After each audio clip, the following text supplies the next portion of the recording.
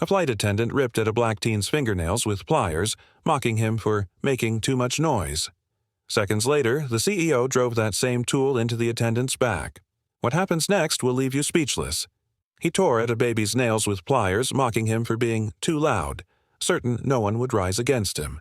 Subscribe if you believe no uniform is above the law. The overhead bins rattled with a sudden shiver of turbulence as Owen Firth stopped at row 14 and fixed a rigid smile on Ethan Cole. The aisle was narrow, the air dry, the blue seatbacks pressed close like walls in a tight corridor. Mason whimpered in his harness, small fingers tugging at the strap near his shoulder. Ethan leaned in, murmuring, "It's all right, buddy," his voice steady but tight around the edges. He looked up as Owen's shadow crossed the armrest. The flight attendant did not blink. "Sir," Owen said, the practiced tone of service turning stiff, "we've had reports of scratching on the upholstery." He tipped his chin toward Mason's hands, his smile thinning. "We can't have damage during turbulence." Ethan's brow knit. "He's 8 months old," he replied quietly, careful to make his words even. He kept one palm open and visible on the tray table, the other cupped near Mason's belly, slow and calming. Mason's breaths came in quick huffs. "I'm keeping him settled." Owen's gaze dropped to the baby's hands again, lingering in a way that made Ethan straighten. The fastened seatbelt sign blinked above, bathing the row in an amber pulse. Somewhere forward, a glass clinked in a galley. The plane rolled once more, a long, low sway, and then steadied. "Just be mindful of those nails," Owen said, voice soft enough that only the nearest passengers could hear. The softness carried a weight, as if it were not a suggestion, but a test. "Long nails scratch seats," Mason squirmed. Ethan stroked the back of his son's head with 2 fingers, counting his breaths the way he did before key presentations. In for 4, hold, out for 6. Mason's crying thinned to a fretful hum. "We're fine," Ethan said, eyes level with Owen's. "If you have a blanket, I can cover his hands." The rigid smile faltered and then returned. "We must maintain order," Owen answered, gaze sliding past Ethan as if reading from a rulebook printed on the cabin wall. He leaned closer than necessary, the crisp line of his collar sharp against his neck. "This is a full flight. Disturbances escalate." Ethan felt the sentence as a warning more than a statement. The word order landed like a pebble dropped into a well, small sound, deep echo. A row behind, a man cleared his throat.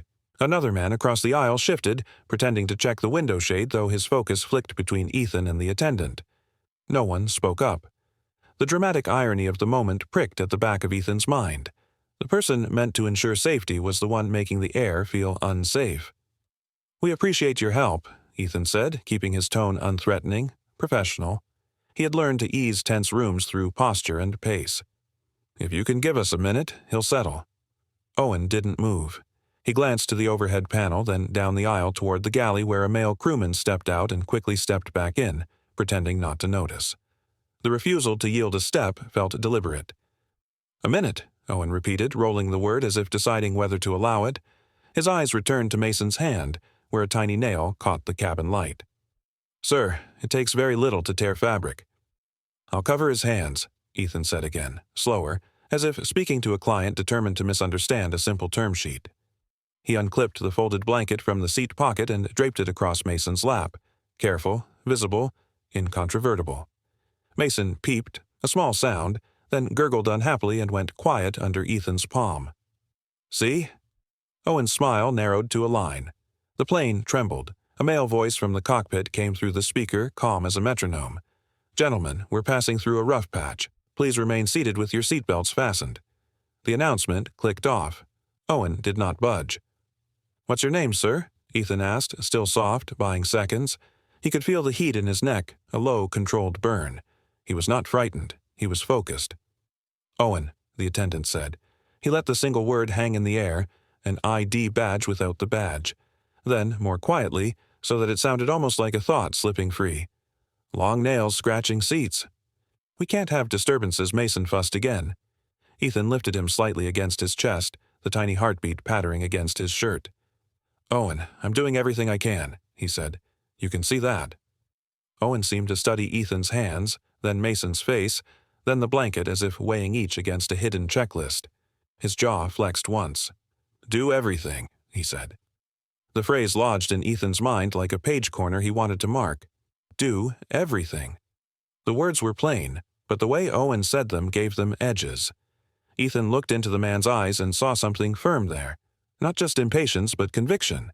It was a conviction so arranged that it left no space for compassion. A cough sounded from across the aisle. The man there, a tall traveler with a laptop half open, leaned forward an inch and then retreated, as if he had considered saying something and thought better of it. The seatbelt sign pulsed again. Ethan adjusted the blanket to make the gesture obvious, adding, "He's calmer now." Owen finally nodded, but the nod felt less like agreement than a notation in a log. He eased back one step, leaving a strict absence in his place, and then pivoted down the aisle. Ethan let out a breath he had not realized he was holding. He rocked Mason in small arcs against his chest, murmuring, "You're all right," letting the rhythm settle them both. The cabin returned to its ordinary sounds. Vents, buckle clasps, the soft click of a roller shade. But the ordinary felt lighter by 1 degree, and that lightness was the problem. Relief arrived, and with it the sense that something had been postponed, not resolved. He checked the harness straps, measured the space between Mason's fingers and the edge of the armrest, assessed potential irritants the way he would scan a contract for hidden clauses. The seatbelt sign glowed steady now. The men in nearby rows resumed their screens. The aisle, however, kept a memory of Owen's posture, the way it had filled the space more than the man's frame should have allowed. Ethan looked forward to the galley curtain, a dark rectangle drawn like a stage wing. He could not see behind it, but he could imagine the set of shoulders, the tilt of a head, the small counsel of a man persuaded that order meant whatever he decided it meant. He pressed Mason a little closer and felt the child's breath warm through the cotton of his shirt. Another tremor feathered through the fuselage. A plastic cup rattled in a nearby holder. Ethan's phone buzzed with a calendar prompt. Iron Vale, 3 p.m. He dismissed it without looking. Focus narrowed to the row, the aisle, the curtain, and a single sentence repeating in his mind. Do everything. The phrase no longer sounded like permission. It sounded like a plan. Mason's eyelids fluttered. He settled into a soft doze, a small hand uncurling over the blanket's edge. Ethan tucked the hand back under, mindful now of what had drawn Owen's eye. The cabin light dimmed 1 notch for the rough air. Ethan's own eyes adjusted. The edges of objects sharpened. So did the feeling that he was being measured against an invisible standard, one that had little to do with safety and everything to do with control. He smiled faintly at Mason, a private promise arranged at the corners of his mouth. If the flight were a meeting, he would have marked this moment in the margin. Tone changed, watch for pivot. He tilted his head and listened, not for words but for the quality of movement in the aisle. When a cart rolled far up front, he noted the rhythm. When footsteps paused near the curtain, he noted the pause. When the curtain breathed and then stilled, he noted the stillness. "Settle," he whispered to Mason and to himself. "We just need a quiet landing." A shadow slipped along the aisle wall as the plane banked. It lasted a heartbeat, a shape moving in practical silence, then vanished behind seatbacks. Ethan didn't turn. He kept his gaze on the seat number card ahead, the tiny printed digits that comforted him with their stubborn normalcy. Only when the air steadied did he let himself blink a fraction slower. Around him, the cabin reassembled into routine. A man tightened his tie, another flicked a pen, a third pretended sleep, though his jaw pulsed. It was a room full of witnesses rehearsing ignorance. The irony sharpened in Ethan's ribs, and he filed it neatly, a brief labeled for later. His job now was simpler and harder, keep his son calm and his mind clearer than the pressure in the walls. He kissed the top of Mason's head. The baby sighed, went weightless for a soft second, then settled. Ethan let the breath out through his teeth, long and thin. He stared down the aisle once more, tracking the empty space as if it were a conversation partner who had left mid-sentence. And in that empty space, he felt the approach of something that wanted to be inevitable. "Long nails scratch seats," Owen had said. The phrase returned with a metallic aftertaste, the sort of line that usually belonged to instructions pasted inside a locker room. Ethan turned the words over and set them beside "do everything," 2 puzzle pieces that didn't belong together unless someone forced them. He squared his shoulders against the seat and adjusted Mason's blanket one last time. Whatever came next would arrive through the same narrow aisle with the same smile, carrying the same vocabulary that made harm sound like procedure. Ethan noticed that his hands were steady. He noticed that his voice, when he practiced a single word under his breath, no, was steady too. Then the overhead vents sighed, the curtain breathed again, and footsteps resumed, measured, unhurried and sure of themselves, coming back the way they had gone. Ethan did not look away this time.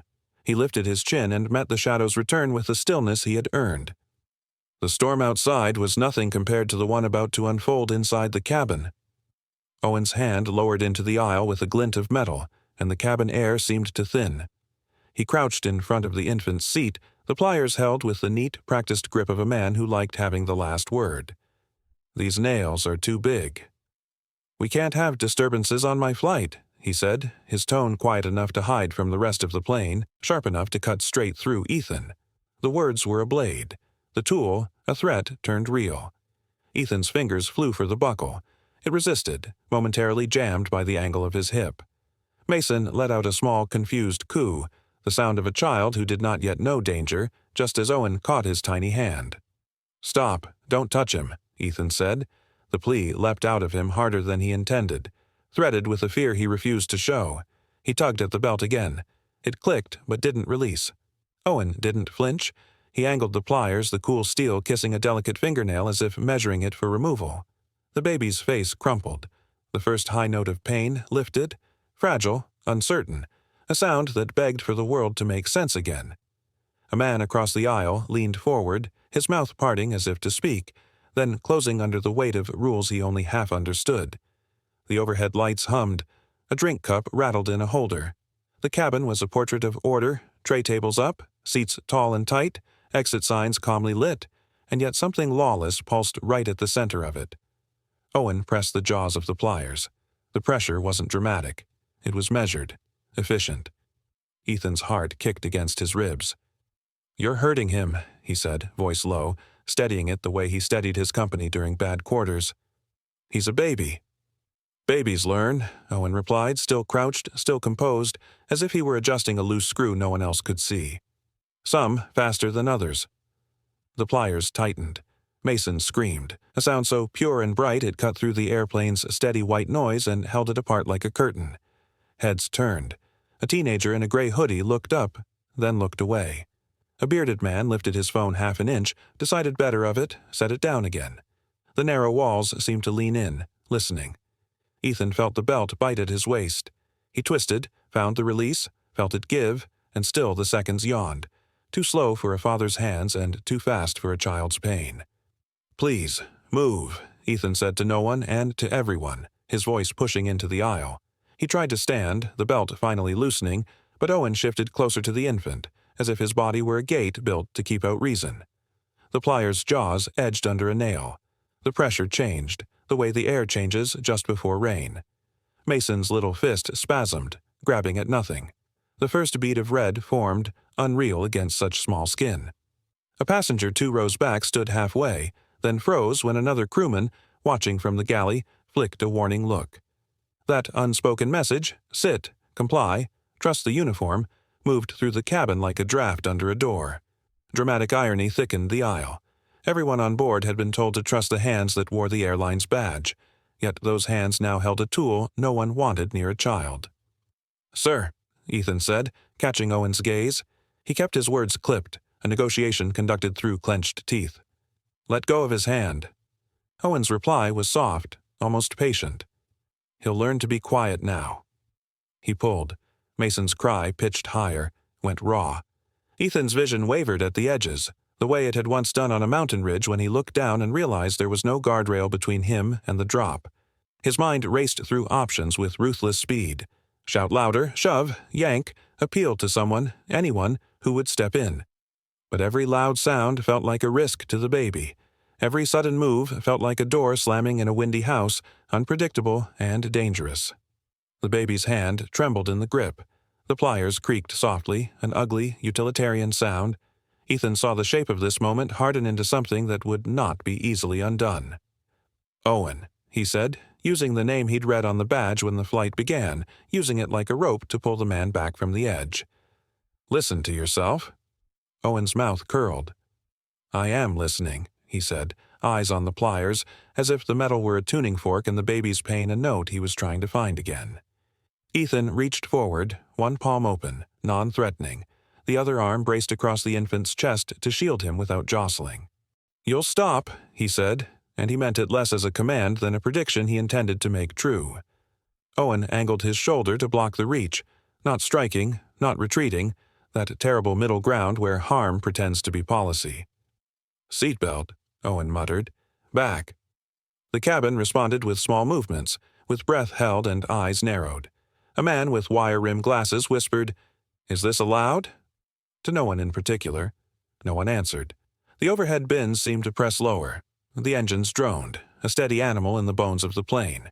The world outside was clouds and distance. Inside, it was inches, seconds, focus. Ethan drew in a breath and forced himself to think. Rage could light a fuse.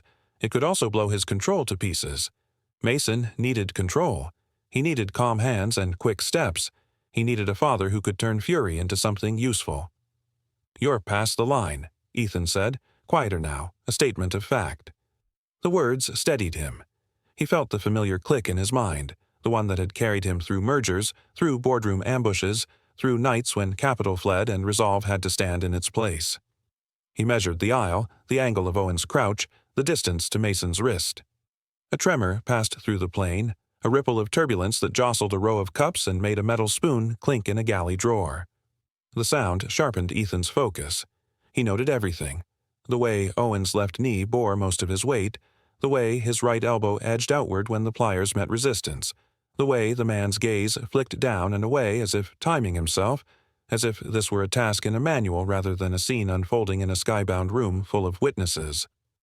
"Look at him," Ethan said, and this time his voice was low enough to slip under the noise without disturbing it, heavy enough to make Owen raise his eyes. For a fraction of a second the flight attendant's expression changed, as if he saw not a baby, not a problem, but a father who would not break. Then the mask returned, and the jaws of the pliers tightened again. Pain shocked through Mason, and the child's body arched, the cry turning hoarse. The surrounding passengers flinched in unison, a sick geometry of sympathy and helplessness. The man with wire rims stood all the way now, set his palm to the seat back, then sat again, caged by years of training that told him to obey the voice in uniform. Another passenger's hand hovered near a call button, index finger pale with indecision. "Enough," Ethan said, and the single word landed like a weight. Owen tilted his head as if considering it. The plier's jaw shifted minutely under the nail. The baby's small fingers shook. A thin line of red traced the pad of one finger and slid into the webbing between the others. It was not a dramatic sight. It was worse than that. Ordinary, specific, the kind of harm that lived in details. "Does your policy cover this?" Ethan asked, and the question came out colder than he intended, a blade shorn of heat. Owen's answer was a whisper. "Order covers everything." It was then that Ethan's focus crystallized into something unbreakable. He understood, with the clarity of a man who has stepped into a storm and felt the wind choose sides, that no help was coming. Not from the badge in the galley, not from the passenger who couldn't meet his gaze, not from the ambient rules that kept people buckled in and quiet. Whatever happened next would come from him. He shifted his stance, redistributing his weight, athletically subtle in the tight space. He rehearsed in a single heartbeat what he would do if the tool moved again, how he would wedge his forearm between metal and skin, how he would pivot his shoulder to displace Owen's center of gravity without jarring the baby's seat, how he would keep his own body between Mason and every sharp edge in the radius of danger.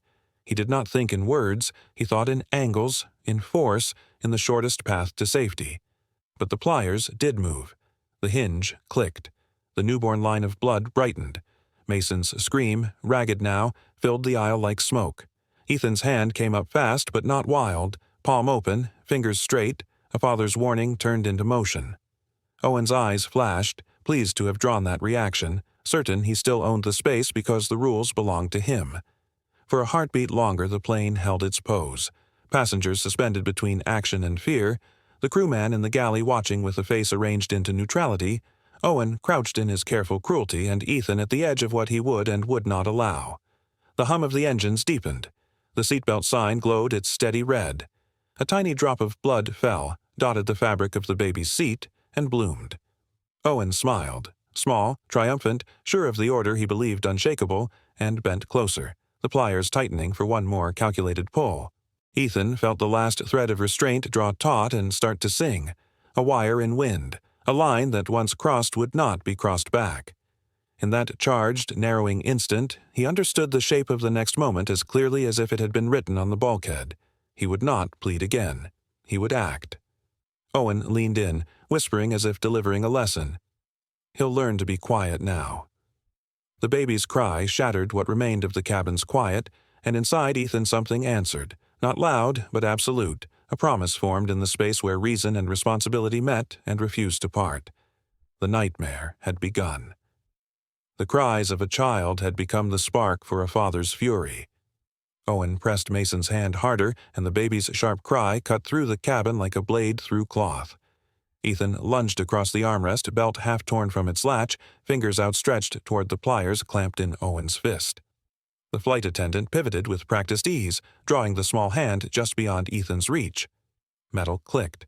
A thin, awful sound rose from Mason's throat. Ethan froze a heartbeat, not from fear, but calculation, the aircraft's gentle hum becoming a tense drum beneath the panic. "Let go of him," Ethan said, voice low, the syllables ground smooth by restrained rage. His knuckles whitened on the seatback as he pushed himself into the aisle. Owen's face remained composed, almost serene, except for a narrow flare in his nostrils.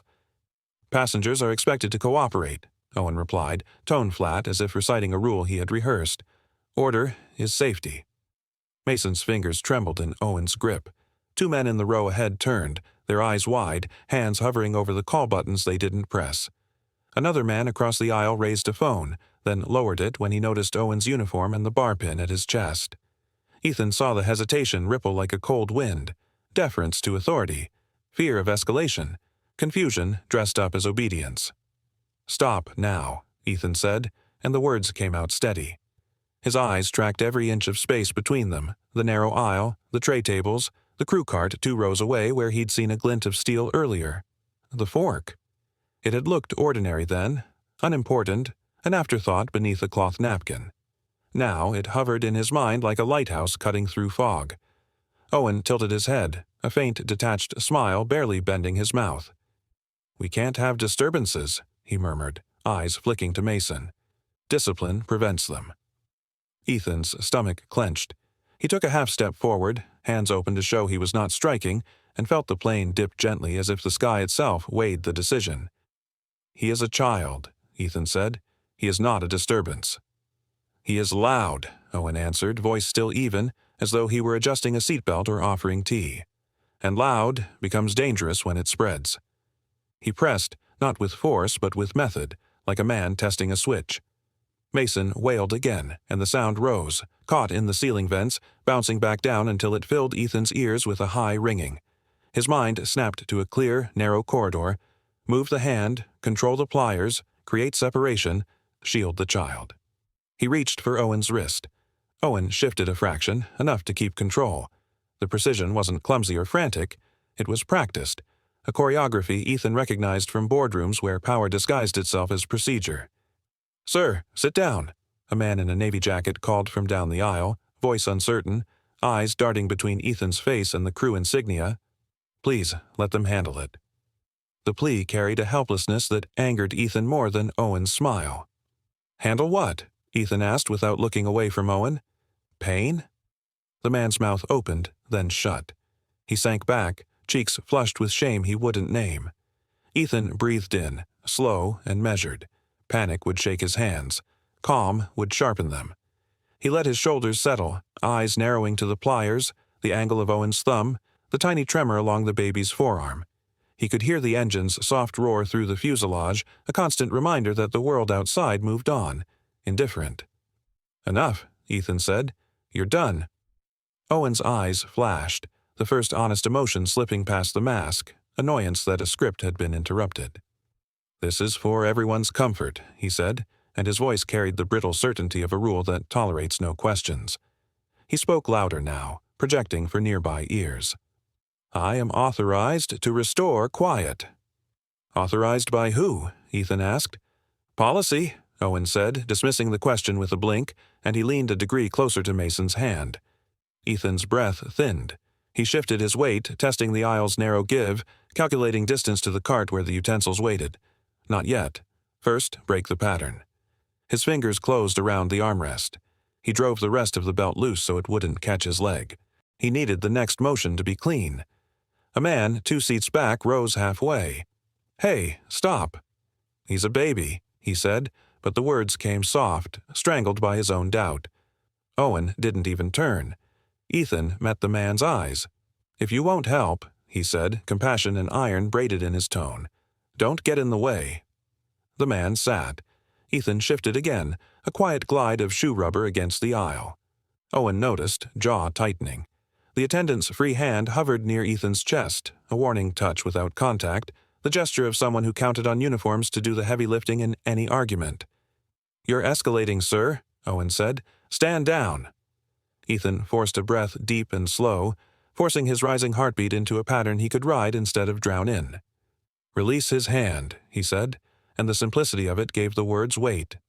He could feel other bodies leaning in, phantom pressure from every direction, the cabin transforming into a bowl holding a single boiling point. Mason hiccuped and cried again, smaller now, the sound fraying from the effort he had already spent. The sight punched through Ethan's ribs, but it also steadied his mind. He made himself notice. Owen's shoes planted at a slight inward angle, center of gravity too far forward, the narrow strip of aisle behind the cart, the folded cloth napkins near the top, where the utensils made a low, familiar clink when the plane shivered. "Why are you doing this?" Ethan asked, voice dropping and cooling. "Tell me the rule." "Describe it." Owen's gaze slid over Ethan's shoulder as if he were addressing everyone and no one. "Order prevents harm," he said, each syllable clipped clean. "Small discomfort prevents larger incidents." Ethan's eyes sharpened. Not an apology. Not a mistake. A philosophy. He closed the distance a fraction, not enough to trigger a shove, just enough to change the geometry between them. "I'll count to 3, Ethan said quietly, and the calm in his own voice surprised him. 1. The engines hummed. The fasten seatbelt sign chimed as the plane shifted to a steadier run. Owen's grip held. The pliers gleamed. 2, Ethan said, and he let the word fall like a pin into quiet water. Owen's brow creased. He didn't release. Ethan didn't say 3. He moved. He caught Owen's forearm with his left hand, not striking but redirecting, a firm twist of muscle and leverage that clipped the motion short. With his right, he slid under the pliers, aiming for the hinge. Owen reacted instantly, planting a shoulder into Ethan and forcing him a step back, not enough to break contact, enough to blunt the maneuver. The movement was efficient, a reflex built in repetition. Ethan felt it and learned, mid-motion, how many times this man had practiced saying no with his body. "Security!" someone called, but no one strode down the aisle. There was no cavalry, just men with lowered eyes and hands that hovered, then fell. Ethan's calf struck the aisle lip, and he used the rebound to tilt his balance forward again. He angled his body to shield Mason, drawing his son against his chest with his elbow, his heart thrumming against the small, shaking back. "I'm right here," Ethan whispered to the boy, not taking his eyes off Owen. "I've got you." Owen tried to wrench free, his expression tightening, the professional calm thinning at the edges. "Release my arm." "Release his hand," Ethan said, and he held the stare until the words were more pressure than sound. For a heartbeat, the plane felt too small to fit all that was happening. The roles, the rules, the fear, and then time stretched again, thin as wire. Ethan let go exactly where he must to catch the pliers at the hinge with 2 fingers. He didn't try to rip them free. Too much force would jolt the baby's wrist. He applied steady pressure to stall the closing motion. Owen felt it and responded, pushing back, jaw flexing as the metal trembled. "Sir," a man in a dark vest said from the galley, voice strained, "return to your seat." Ethan did not look. He held the hinge. He waited for the smallest falter in Owen's grip, for turbulence or thought or arrogance to break the pattern. It came not from the sky, but from Owen's mouth. "Quiet teaches quiet," the attendant said under his breath, as if confiding a sacred rule. Ethan's focus sharpened to a point so fine it could cut. The cart, the fork. Not yet, he told himself. First, break the grip, create the space, then move. "Look at me," Ethan said, and he made the request a command. Owen did, confused by the confidence. He is not your lesson." The confusion stole a fraction from Owen's hold, and that fraction was all Ethan needed. He pinched the hinge, rotated the joint, and drew Mason's hand a hair's breadth away. Owen lunged with his shoulder to close the gap, and Ethan let the motion pass, the way a door lets wind through without shattering. The pliers slanted down, clacking softly against an armrest. Mason's fingers slipped free. Ethan pulled his son to his chest, the boy's face damp and hot against his shirt. Relief struck like oxygen, bright and dizzying, but he didn't savor it. He tracked the next beat. Owen's likely reaction, the space to the cart, the cluster of witnesses now leaning forward. He glanced at the cart again, and in that flicker saw not steel but a promise waiting to be kept. Owen's gaze followed the glance. For the first time, his composure thinned into something sharper, fear dented by anger. "Sit down," he said, voice finally raised. "Now." Ethan squared his shoulders. "No." The aisle narrowed to a tunnel between them. The men around them breathed too loudly. The tray tables vibrated with the pitch change of the engines. Every element of the scene seemed to lean toward an answer only Ethan could give. He felt the pressure of 1,000 ordinary moments behind him, and the weight of one irreversible moment in front of him. He stepped once, steady, drawing the space to the cart into his orbit. He kept Mason tucked tight, the baby's cries ebbing to ragged breaths. He kept his eye on Owen's hands, measuring angles, counting the beats between breath and motion, trusting that the thing he had noticed before, the simple gleam of ordinary steel, was not an accident, but a future righting itself. Behind Owen's clipped words, Ethan heard something else. Doctrine. Behind that doctrine, a chain of decisions made by men he had never met. His anger cooled into aim. He would act now to protect. He would act later to expose. The thought slid into place like a key finding its lock. Owen drew himself taller, chin lifting with the false height of borrowed authority. "Final warning," he announced to the row, sweeping his eyes along the seats, inviting agreement that didn't come. Ethan didn't blink. The hum of the engine settled into a steady, relentless tone, like a wire pulled tight. He knew the next move would right the rest of the flight. He knew the difference between a reaction and a choice. He chose.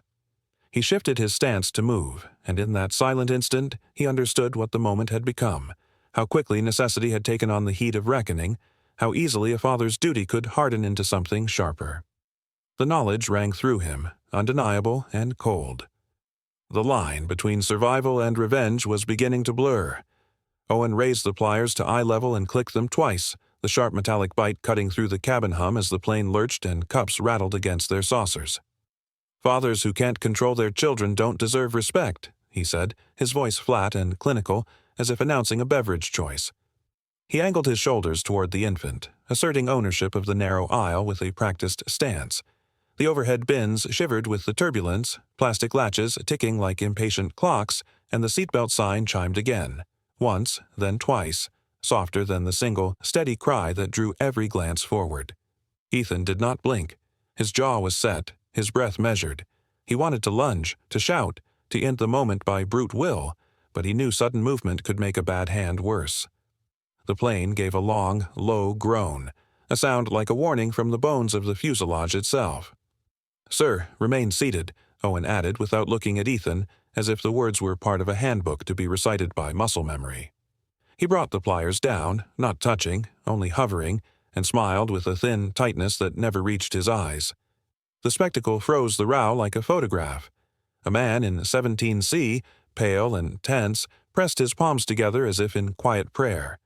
Another man, 2 rows back, lifted a phone an inch, then lowered it, guilt flashing across his face. All the while, the child's small hiccuping sobs turned the air brittle. Ethan shifted a fraction toward the aisle, the move so small it could be mistaken for bracing against turbulence.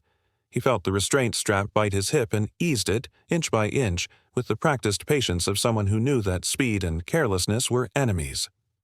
"Step back," he said, a simple request delivered low, steady, and distinctly controlled. His voice made 2 men look up at once. Owen pretended not to hear. He rolled his wrist, the pliers glinting under the downwash of the panel light, and angled a sidelong glance that said he liked the attention. Another shudder ran through the aircraft. Glasses on the service cart clinked.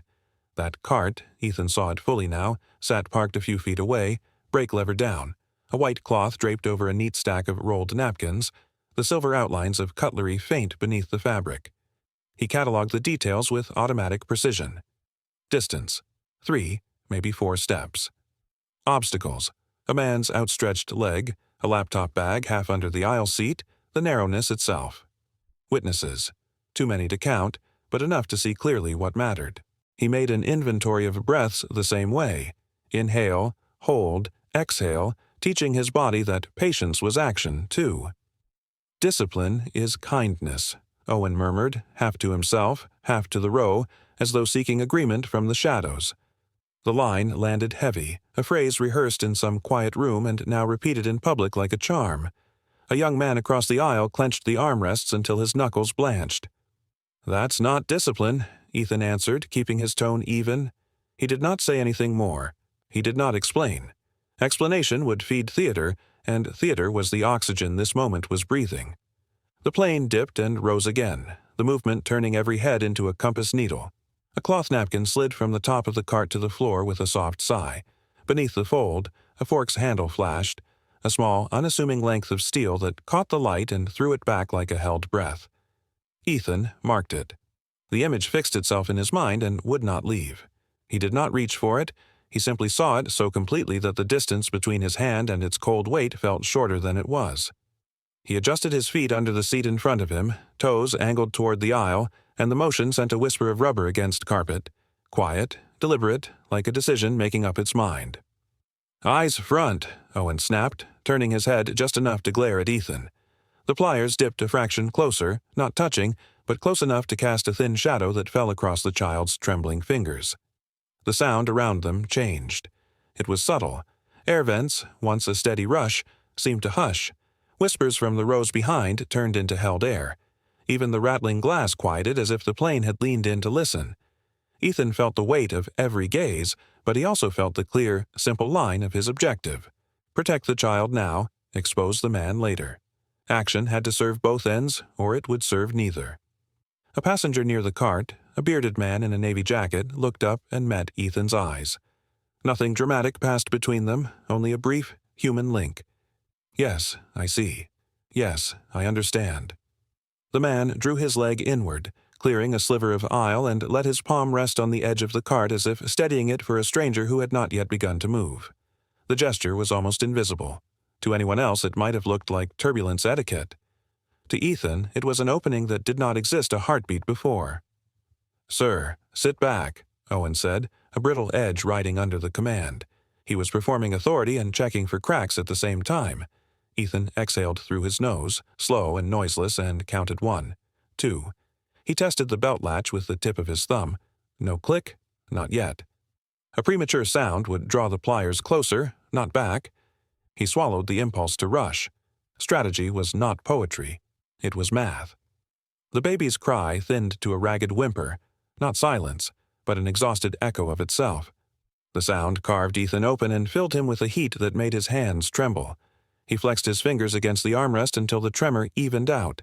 He told himself the same phrase he used before hard negotiations when everything could swing with one word: be the cold one. Cold did not mean unfeeling. It meant focused enough to choose the right inch and the right second. Another jolt. The cabin lights flickered and steadied. From the galley the faint clang of trays reached them, followed by a man's voice from the interphone, clipped and formal. "Cabin secure." Owen did not respond. He tilted his head, and for the first time, annoyance scratched through his composure. He wanted a witness that agreed with him, a chorus to make his lines sound like law. He found only eyes that refused to nod. "You think your title matters here?" Owen asked, finally looking straight at Ethan. "On this aisle, I decide what keeps order." The words were meant to shame, to shrink, to make Ethan into a nuisance instead of a father. Ethan felt the sting and let it pass through. "Step back," he repeated, steady as a metronome. The pliers lowered by a breath. Not far, not enough. But it told him something. Pressure mattered. Calm pressure made space where panic could not. He slid his knee half an inch toward the aisle. The belt loosened another notch. He tested the path he had mapped. Past the navy jacket, inside the laptop bag, around the cart's right wheel where the carpet was slightly indented. He imagined the cart's brake lever under his palm, The roll of the fork hidden under cloth, the way his shoulder would fit past the seat back if he angled low. He rehearsed without moving, a pilot tracing sky with a fingertip on a chart. Timing would be its own weapon, and he could not waste it.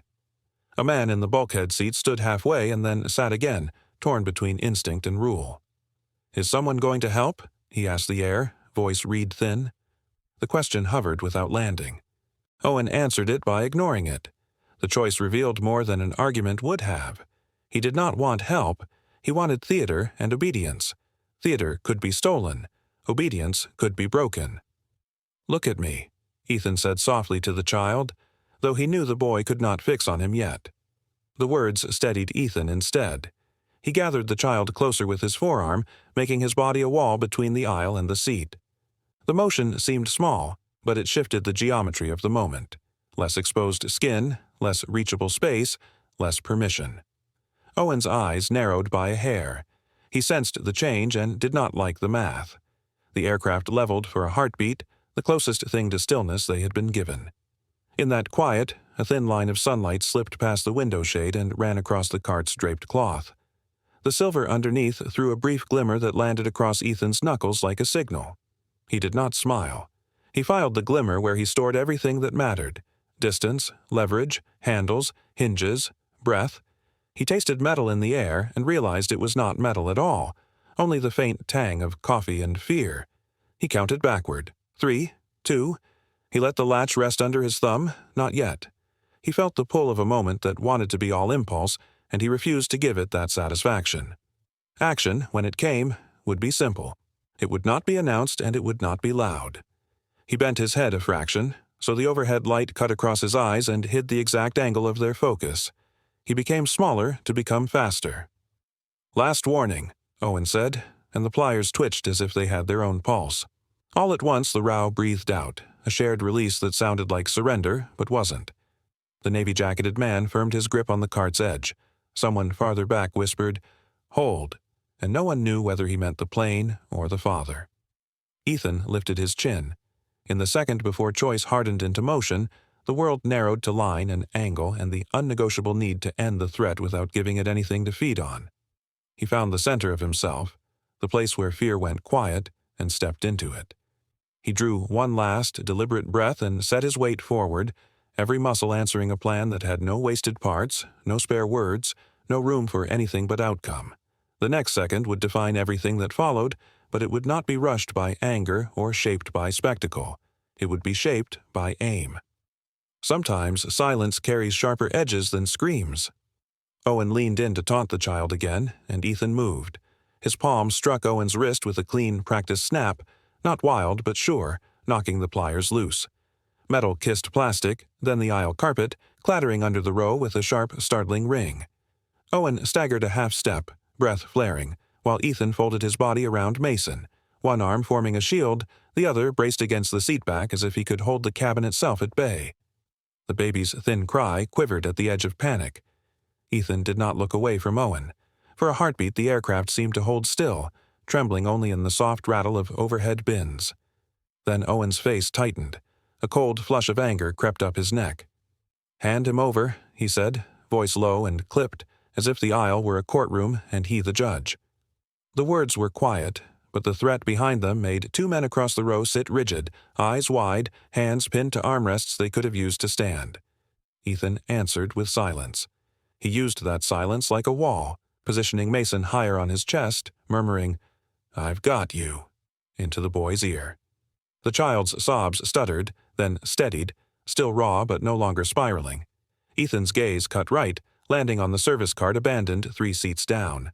Cloth napkins, sealed water, a dull glint beneath the top towel, cutlery swaddled in white. His mind, sharpened by fear, traced the distance as if mapping an acquisition.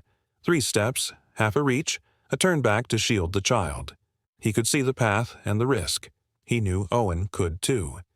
The flight attendant's stance shifted, feet gathering under him like a sprinter at the blocks. "Don't try me," Owen said, smile returning. Thinner now, a mask under strain. He flicked his eyes to the pliers on the floor as if considering a dive. The threat wasn't the tool, it was the entitlement in the way he stared at Ethan's son, as if the baby were noise he had the right to switch off. Ethan felt a thread of heat climb his spine. Logic answered first. Make space, take the cart, get a lever. Instinct arrived a half-second later. Stop him now. He moved on the next sway of turbulence, letting the cabin's gentle dip hide his forward step. His shoulder brushed a seat back. A man in the aisle seat flinched away, hands lifted in apology, then, after the briefest hesitation, flattened a napkin on the cart to clear Ethan's reach. No words, only a tremor of solidarity in the small nod the man gave. Ethan seized the first thing his fingers found under linen. The weight surprised him. Not a flimsy utensil, but a heavy steel fork, the kind that felt honest in the hand, blunt-tined and solid. He did not flourish it. He held it low, close to his thigh, as one might hold a truth too dangerous to display. Owen let out a short, contemptuous breath. "A fork," he said, the sounds breaking into a scoff that held more mockery than fear. But his eyes didn't laugh. They measured the distance, measured Ethan's stance, measured the moral line between them, and pretended it was a rope he could still pull. He took one step, and the aisle seemed to narrow, light shrinking to a corridor of reflection. Polished metal, plexiglass, watching faces. A steward at the rear hesitated, one hand halfway raised, then froze when Owen shot him a warning glance. Power, Ethan thought, had made this man cavalier. Habit had made him cruel. "Put that down," Owen said, voice dropping again. "You're making this worse." "For who?" Ethan asked, finally allowing words to enter the space they shared. His tone was flat, almost gentle, but there was no compromise in it. He edged a half-step back to square his hips, keeping Mason tucked in. The baby's breath hiccuped against his chest. Ethan could feel the tiny heart beating, could feel his own pulse sinking to it, quick and purposeful. A ripple of whispering touched the rows, men shifting, seatbelts creaking, phones rising, then lowering as their owners second-guessed consequence. Dramatic irony pressed into the moment. A uniform, a narrow aisle, a script passengers had been trained to follow, trust the crew, obey, stay seated.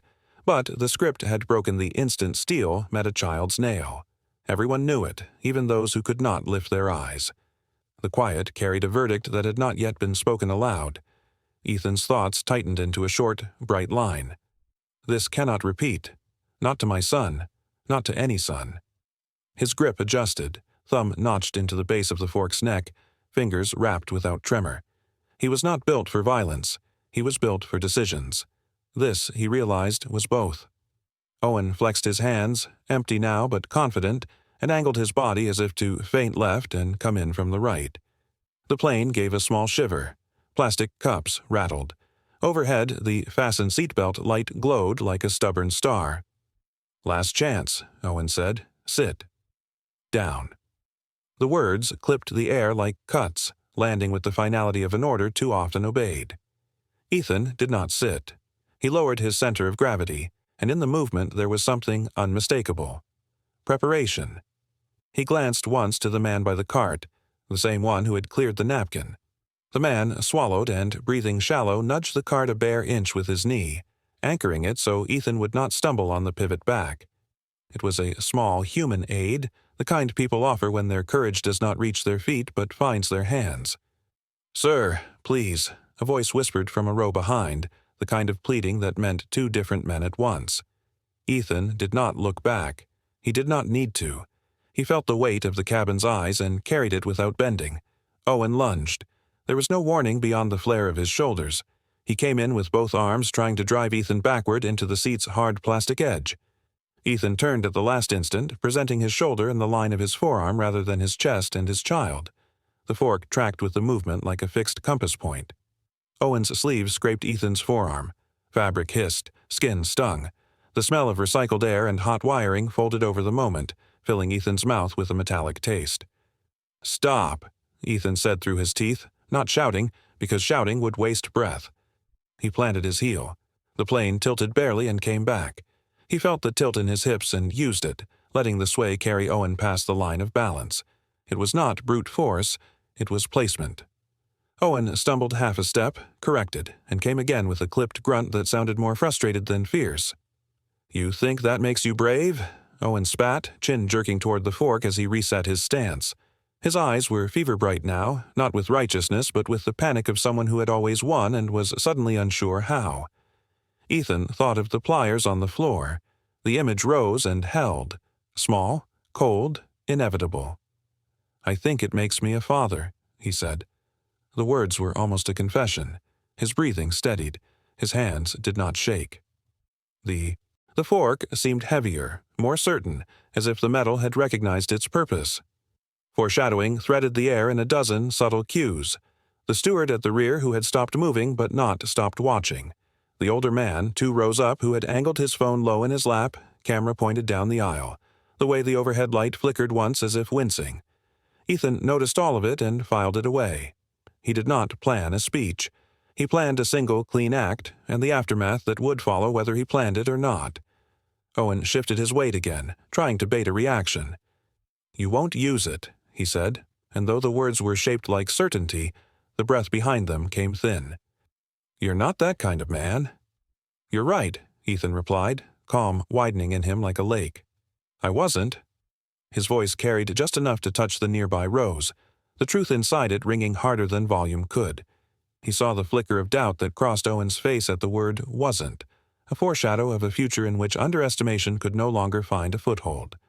Another half-step from Owen, another measured pivot from Ethan. The steel tines caught a blade of cabin light and gave it back in a small, cold shimmer. Somewhere behind them a call button chimed and went unanswered. Mason's breath warmed Ethan's collar. The boy's cry had softened to a tremble, small life clinging to the shape of his father's frame. The aisle narrowed again, not in architecture, but in meaning. The world had become a corridor in which 2 men had to choose who they would be in the next second, and live with it. Ethan's choice arrived without theatrics, only resolve. He brought the fork up, not high, not in show, but to the line where defense becomes warning and warning becomes action. His eyes never left Owen's. The cabin's tension climbed notch by notch. Every sound sharpened, the low hum of the engines, the soft whir of air through vents, the staccato click of a nervous passenger's thumbnail against a seatbelt latch. It was a chorus of ordinary noises poured into an extraordinary moment. "Step back," Ethan said, final now, the quiet of his voice standing in for a shout he did not need. For a fraction, uncertainty halted Owen's forward motion. Then pride, old and heavy, drove him through it. Muscles bunched along his forearms, his jaw set. He angled for Ethan's shoulder again, faster, committed. Ethan matched commitment with decision.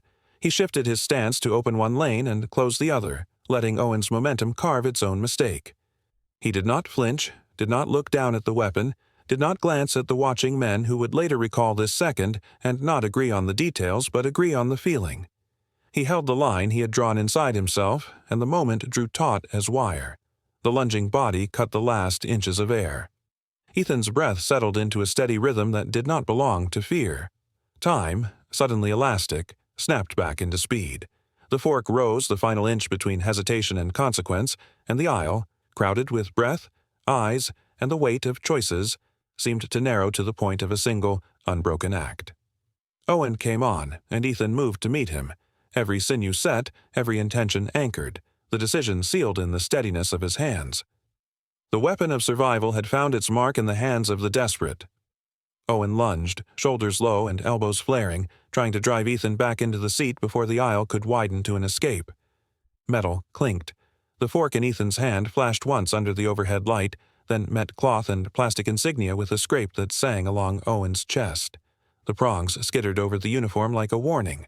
Ethan pivoted half a step, the world tilting with the aircraft's shudder. A tray somewhere rattled.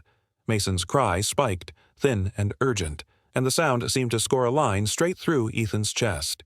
He set his stance, left foot braced, right foot angled, and let Owen's momentum slide past him like a wave breaking on rock.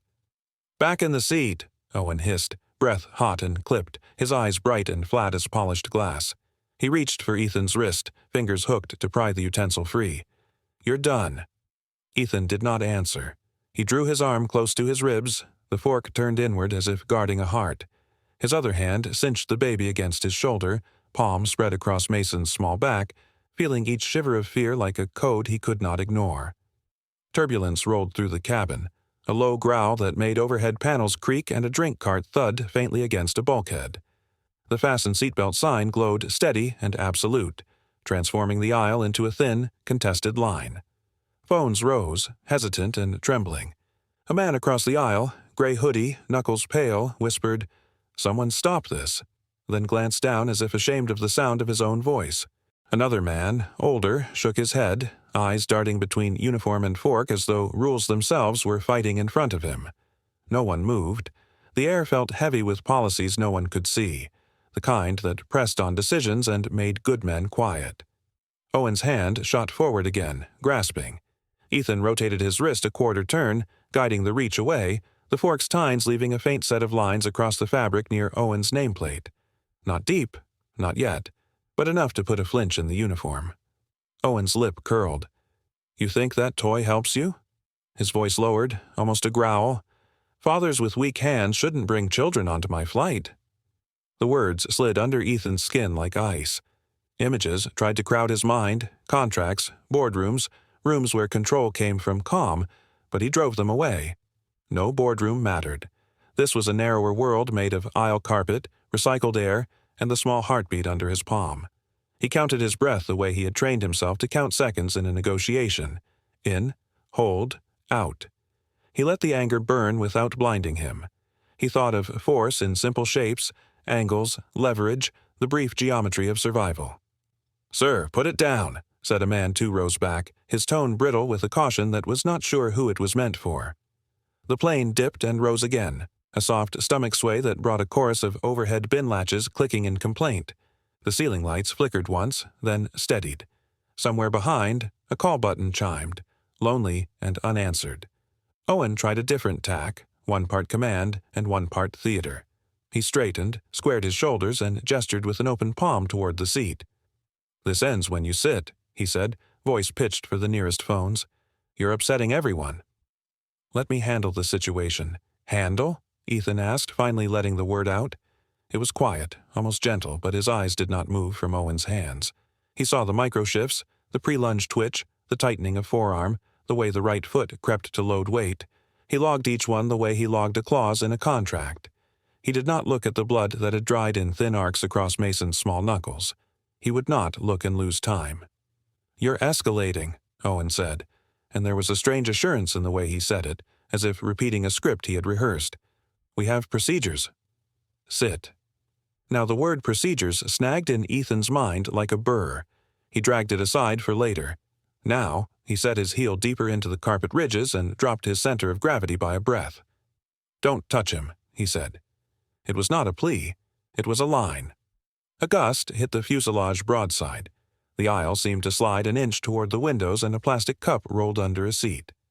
A man at the window across from them gripped his armrest and muttered, "This is bad. Not about the sky at all."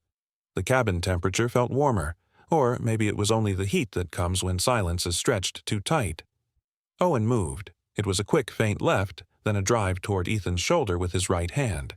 Ethan cut the angle, elbow close, and let the fork's handle glance the inside of Owen's wrist, disrupting the grab.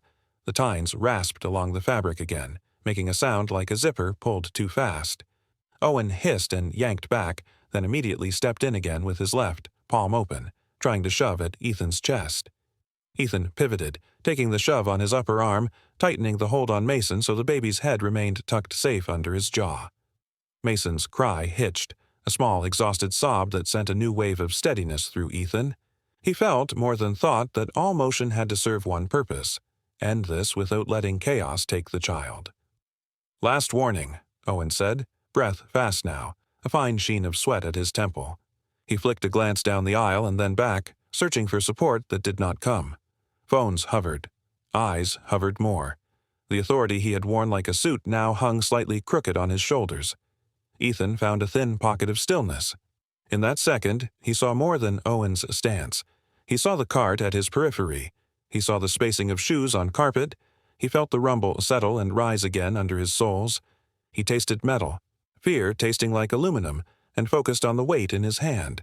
The fork was not a sword, and he would not pretend it was. But it was steel, and steel in a hand that had decided is different from steel in a drawer. "If you touch him again," Ethan said, "you'll regret it." His voice surprised even him, because it carried no tremor. He imagined the sentence landing not just in Owen's ears but in the small part of his own mind that still wanted to search for compromise. There was no compromise left. The boundary had been crossed, and some wrongs have only one kind of answer. Owen smiled without warmth. "You can't threaten crew," he said, though it came out thinner than before. "You think anyone here will back you when this is over?" The question slid off Ethan. He did not look around for agreement that would cost him time. He gave himself one heartbeat to accept the cost of what might come. The reports, the headlines, the grinding turning of larger wheels. That heartbeat passed. Another shiver ran through Mason. Ethan felt it and set the point of the fork against the air between them like a promise. A man to Ethan's left whispered, "Sir, be careful," and the words rang with a quiet, helpless respect that had not been there a minute ago. Another man, sandy-haired, lowered his phone an inch and said, barely audible, "I saw what he did." These tiny threads braided into a rope Ethan did not need to grab, but he knew they were there. Witness, memory, truth. If there was a later, they would matter. For now, only distance and angle mattered. Owen feinted again, but there was a twist in it. A sudden drop of his shoulder and a reach that aimed not for the fork but for Mason, as if he meant to tear the baby free and shove Ethan into shock. For an instant, everything inside Ethan went silent, like a room where the power cuts and all you can hear is your own breathing. He tracked the hand, the fingers, the speed. He adjusted half a step, using the swivel of his hips rather than the pull of his arms so the baby's position stayed protected. Owen's fingers closed on air. "Enough," Ethan said. The word came out soft, but something in it drew stillness from the air the way a magnet draws filings. It carried the weight of an ending. The plane steadied for a breath. Even the panels seemed to listen. A red exit sign hummed. The uniform's fabric yielded a whisper where the fork had traced its earlier warnings. Owen's chest rose and fell faster. The calculations behind his eyes, pressure, protocol, appearance, began to crumble into a more primal sum: win or lose. He rolled his wrist, resetting his grip, and then he said the sentence that broke whatever restraint Ethan had left. "Fathers with weak hands never deserved children." The line landed like a slap that had been winding through the air since the first scream. It touched everything at once, the helplessness, the blood, the shaking in Mason's sobs, and hardened it into focus. Ethan did not feel anger as heat anymore. He felt it as clarity, the way a lens clicks into place and a blur becomes edges. He inhaled once, slow. He tightened his grip until the handle bit his palm. He slid his right foot a fraction forward to anchor himself, the way he might before lifting something that mattered. He watched Owen's shoulders, counted the beat that always prefaced his lunge, and understood the shape of the next second before it arrived. He did not think of aftermath. He did not think of headlines or meetings or explanations.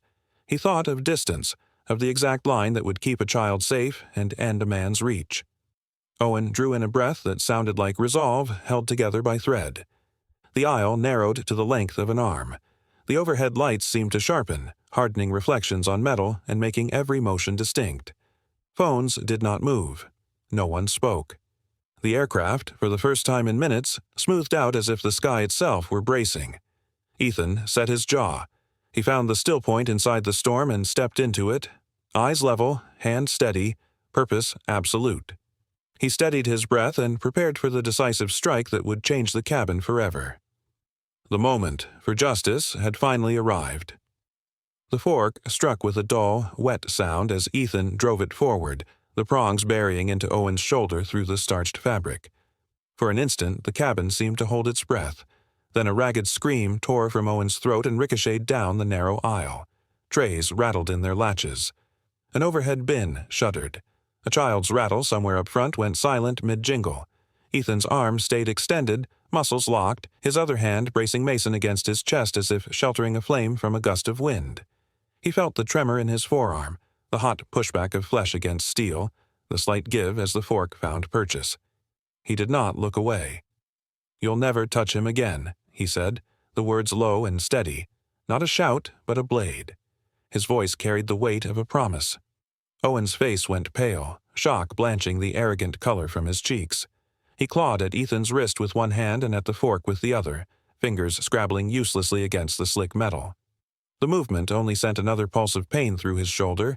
He grunted, teeth clenched, and tried to twist free. Two flight attendants in the rear, a pair of men who had handled coffee pots and meal trays with easy routine minutes earlier, froze mid-step.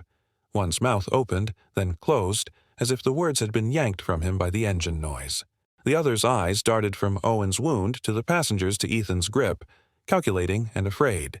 Neither moved forward. They had the uniforms, the badges, the practiced smiles, but not the training for this moment. A father whose restraint had turned into precision. Ethan pressed his shoulder against the seatback to gain leverage and pivoted his hips. The motion was controlled, subtracting chaos inch by inch. He felt the turbulence roll under the plane like a restless animal. He timed his stance to it, knees bent, feet set. He did not want to harm anyone beyond what was necessary to stop the danger. He wanted certainty. He wanted silence around his son that was not born of fear. "Let go," Owen rasped, breath hitching. He tried to shove forward, to use his height and the aisle's tight walls to pin Ethan, but the pain in his shoulder changed his reach into a clumsy swing.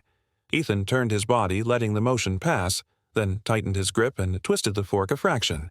The prongs bit deeper. Owen's knees wobbled. He caught himself on an armrest and hissed, eyes glassing with pain. Across the aisle, a passenger, an older man in a gray jacket, lifted his phone, hands unsteady, and then lowered it again, torn between witness and fear. Another man near the wing exit whispered, "Someone call for help," but did not stand. The cabin's air seemed crowded with half-decisions. Dramatic irony hung over the row like a warning light. The people who served safety were the source of harm, and the man labeled a risk had become the shield. "Back up," Ethan said. He didn't raise his voice. He watched Owen's eyes, not the spreading stain on the uniform or the quiver in the attendant's hands. He was measuring the margin, the moment when pain would convert to fury, when a desperate lunge might threaten Mason again. He shifted his son higher against his chest. Mason's breath hitched in small sobs now, the earlier cries thinned to a tremulous tremor. Ethan felt the damp heat of tears on his shirt, the tiny fists grasping fabric. "Focus," he told himself, the word a drumbeat under the engine hum. "Focus, but do not let anger take the wheel." "You've made a big mistake," Owen forced out, the words thin but sharpened by pride. He tried to straighten, jaw tightening as if posture could outperform pain. "Assaulting crew, endangering stopped when you did," Ethan said. He did not blink. He watched the tendons in Owen's neck jump, the sweat beating at his temples, the small spasm in the hand that reached for the fork and then pulled back. His analysis, reflex from years of reading boardrooms like battlegrounds, mapped out options quickly. If Owen lunged, he would pivot and pin. If the attendants advanced together, he would step back and force a corridor of caution. If a passenger interfered wildly, he would hold position and command space with voice. "Sir," one of the attendants in the rear finally said, voice quaking, "put it down." "We can." "Can what?" Ethan asked. He did not look away from Owen. "Can stop him now that he's already bleeding a child? Can reassure us with policies?" The question was not a shout. It was a door that would not open. The attendant swallowed and took half a step forward, then reconsidered. The lights above flickered and steadied, a reminder of the air outside they could not see, air that tossed metal like a toy. Ethan heard the rattle of ice settling in a cup on a nearby tray. He measured the cabin. 2 rows of faces, mostly men, watching with a mixture of awe and unease, many of them now realizing how quickly roles had reversed. The man with the fork was not out of control. He was in it. Owen's breath shortened. "You'll be arrested the second we land," he said, each word pulled through pain. "You think this ends here?" The attempt at a smile faltered. The sweat tracked down his cheekbone, catching in the tight corner of his mouth. Ethan caught the faint trace of a different fear in the statement, something more than a threat of security waiting on the ground. He filed it away, not letting curiosity loosen his grip. Later, he told himself. Right now, the objective was small and absolute. Hold the line and end the harm. He felt the fork's handle in his palm, the weight oddly balanced for a thing made to serve. The edges were smooth, but they had found a purpose under pressure. He resisted the crude pull toward rage that might have turned his hand wild. Precision mattered more than power. "Listen to me," Ethan said, and the command, quiet and contained, moved through the row like a current. "You will step back. You will keep your hands where I can see them. You will not come near my son again." His breathing was even now. He felt the steadiness down in his heels, up through his spine, anchored by the simple fact of his child against his heart. A passenger nearer the front stood halfway, a tall man with a shaved head, then froze when Owen flinched. "Do you need help?" the passenger asked, not sure which man he was asking it to. Ethan shook his head once without taking his eyes from Owen. "Stay seated," he said. It was both caution and courtesy. Another body in the aisle would only multiply risk. The passenger sank back, relief and shame crossing his features in the same second. Owen's hand hovered near the fork again, then withdrew, fingers curling and uncurling. He tried a new tactic, voice lowering. "You're making everyone a hostage," he said. "You think they'll thank you?" "You think they'll thank the truth," Ethan said. Through the roar of air over the fuselage, he heard his own heartbeat slow into something steady. He had pitched in rooms where billions turned on a single phrase. He had negotiated through nights where one wrong comma would cost 1,000 jobs. This was smaller and larger at once. Smaller in that it needed no rhetoric. Larger in that it measured the shape of a father's duty. At the far end of the galley, a metal latch clicked. One of the attendants had reached for a service drawer and found it locked. He stared at his own hands as if they had betrayed him. The second attendant lifted a radio, thumb hovering above the call button, then lowered it again, his gaze snagging on the fork as if the object itself radiated authority. The cabin's center of gravity had shifted to the space between two men and a child's soft breath. Ethan eased his stance to shield Mason more fully, rolling his shoulder without withdrawing the fork. "Step back," he repeated. The words were simple. Command did not need ornament. His mind, even as it held the moment with iron focus, flickered to the nearby meal cart, the tray linens, the silverware wrap that had seemed harmless hours earlier. Foreshadowing had been sitting 3 feet away the whole time, disguised as hospitality. Owen's jaw flexed. He set his feet to lunge, then the pain caught him and his plan stuttered. He looked over Ethan's shoulder toward the rear as if seeking help from uniforms that were not advancing. He understood now, too late, that no one could climb into this moment and pull him out of it. His eyes returned to Ethan's and found no permission to proceed. "You don't have to do this," Owen said, but the words rang hollow even to him. He had chosen his path minutes ago. The plane groaned slightly as air pressed at its skin.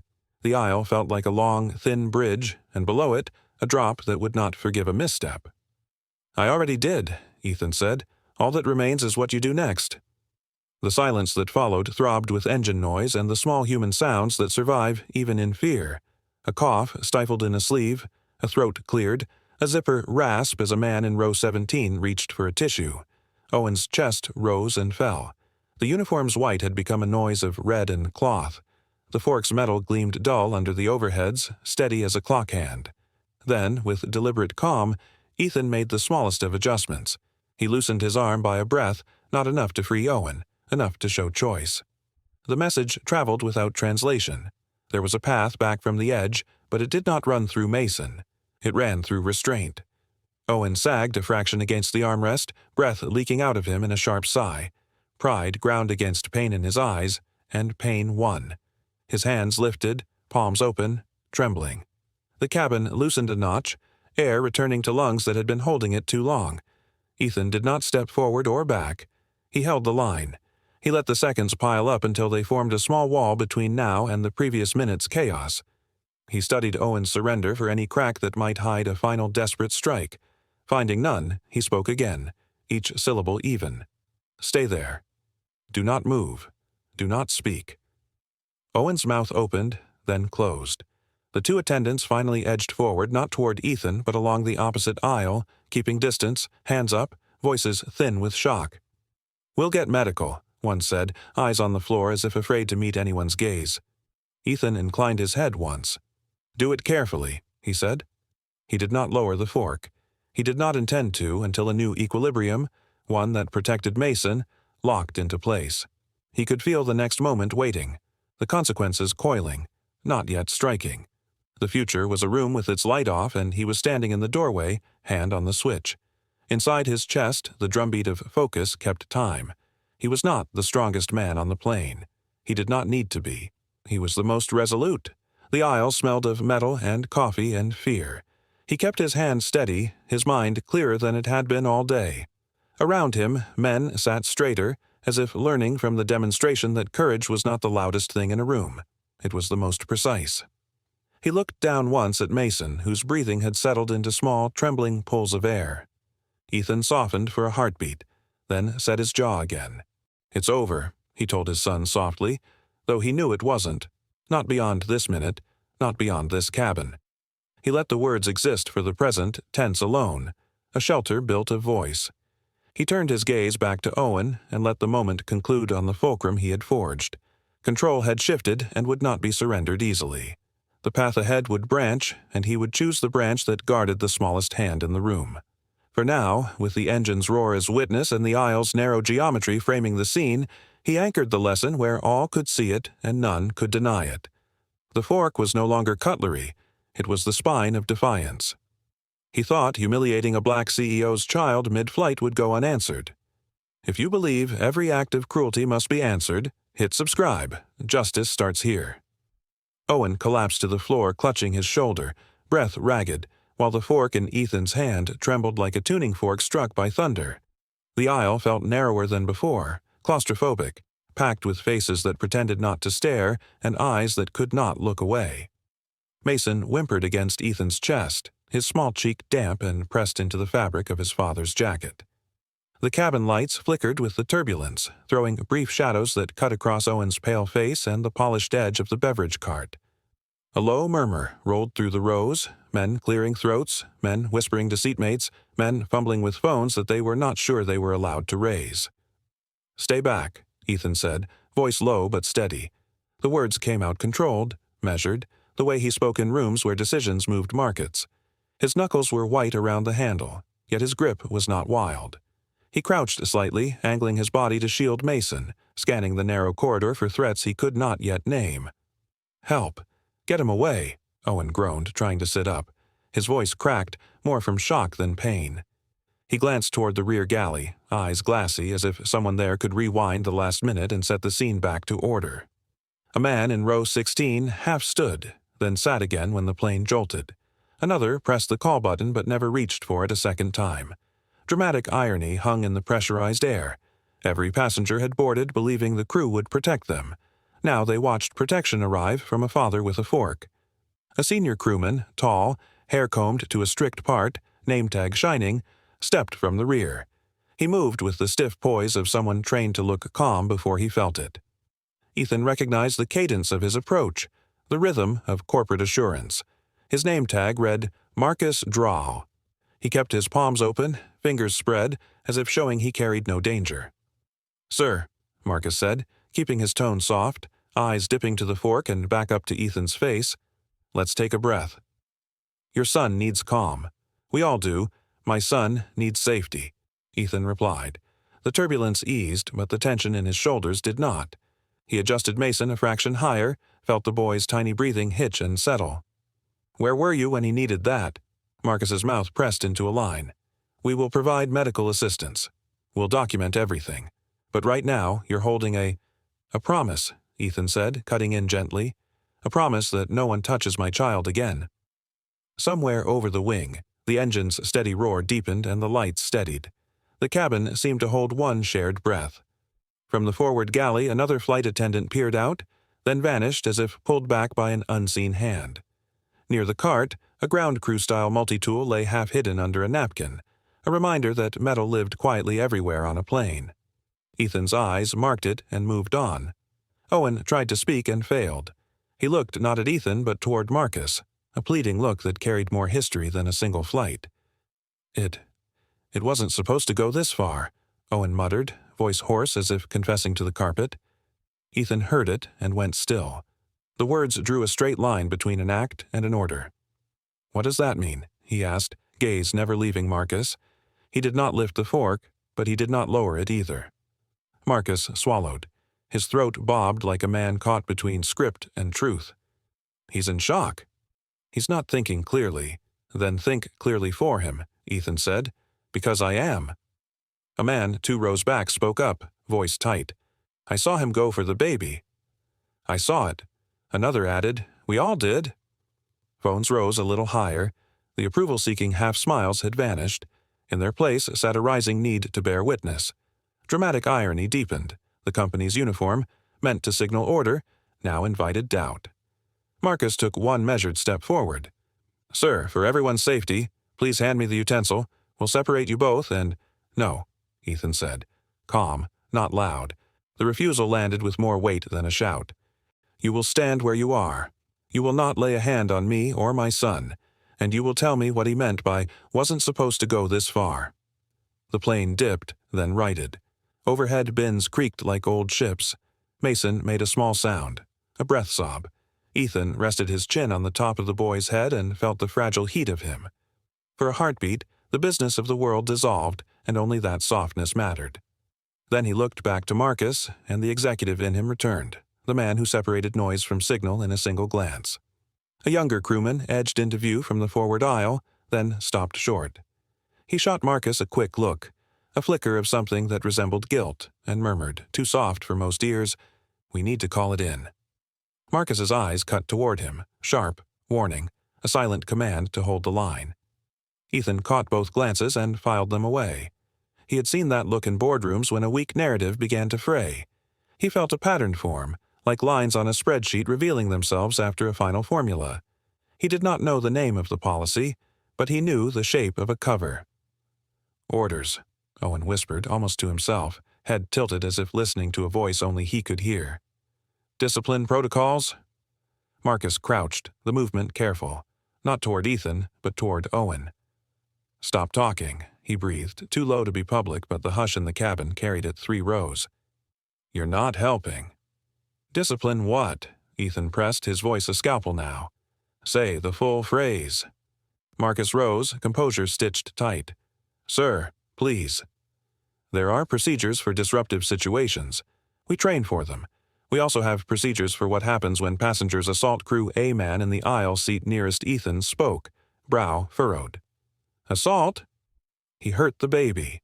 His voice shook with anger, kept just barely civil.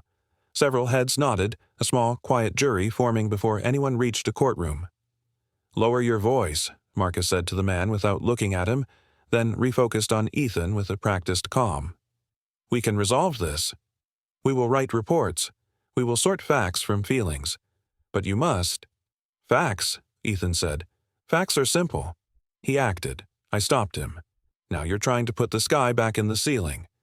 He shifted his stance, keeping the fork low, not menacing, but undeniably present. Mason stirred. Ethan rubbed his back with the slow circle that stilled them both. Marcus exhaled through his nose. "If you want this to end well for you and your child, you will cooperate." Ethan heard the sentence beneath the sentence.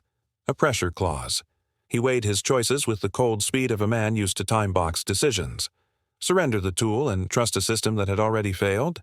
Escalate and risk another lunge, another pair of hands reaching for his son? He scanned the faces, the fearful, the furious, the uncertain, and understood his leverage. Truth lived in the open now, in the hush and the eyes and the phones held at lap level. "Then here's my cooperation," Ethan said. "You will move him," he indicated Owen with a steady nod, "back from this aisle. You will keep your distance from me and my son, and you will bring me a blanket and a first aid kit. Nothing else, no hands near us, no talk except answers." Silence clicked into the space after his words, then the younger crewman rushed to the rear and returned with a folded blanket and a small kit. He extended them like offerings, arms stiff, gaze fixed somewhere past Ethan's shoulder. Ethan took the blanket with the hand not holding the fork, swung it around Mason with a careful sweep, and set the kit on the seatback tray without opening it. He did not trust what might sit inside, but he wanted the plane to see the picture. A father, a child, restraint. "Sir," the younger crewman whispered, eyes darting to Marcus and back, We're supposed to document disturbances. We're told to reduce noise, to keep the cabin compliant." That's all he swallowed, Adam's apple bobbing. "It wasn't supposed to," Marcus cut him off, voice crisp. "Thank you, Aaron." Returned to station, Aaron hesitated, then took a reluctant step back. His glance toward Ethan held the faintest apology, the kind men offer when they want to help but fear the cost. Ethan watched Marcus closely. "How many times have you used those protocols?" he asked. "How many times did no one push back?" Marcus did not blink. "I'm not answering that." "You just did," Ethan said quietly. The plane shivered again, like a living thing trying to shrug off a weight. A drink in someone's hand trembled, rippling light across plastic. Far forward, the curtain to the galley stirred, and a silhouette shifted behind it, listening, not acting. Ethan logged it too. The pattern kept sharpening. Witness, containment, narrative. Owen tried to stand, winced, sank back, and clutched his shoulder with both hands. He stared at Ethan with a mix of anger and fear and something that looked like confusion, like a man waking from a story he had believed without reading the ending. You can't do this," he said, voice thin. "I already did," Ethan answered, not unkindly. He felt no triumph in the sentence, only gravity. He had not wanted a fight on a plane, had not set out to hold a line in the sky, but the line had found him, and he would not step aside. From 3 rows back, a calm voice spoke, a man in a navy blazer with a steady gaze. "I recorded everything," he said, lifting his phone just high enough to be seen. "If anyone tries to twist this, I'll speak." The statement was not loud, but it carried. Heads turned. The shape of the cabin shifted again, a subtle tilt toward witness and away from fear. Marcus's jaw flexed. He saw the tide and tried to dam it with procedure.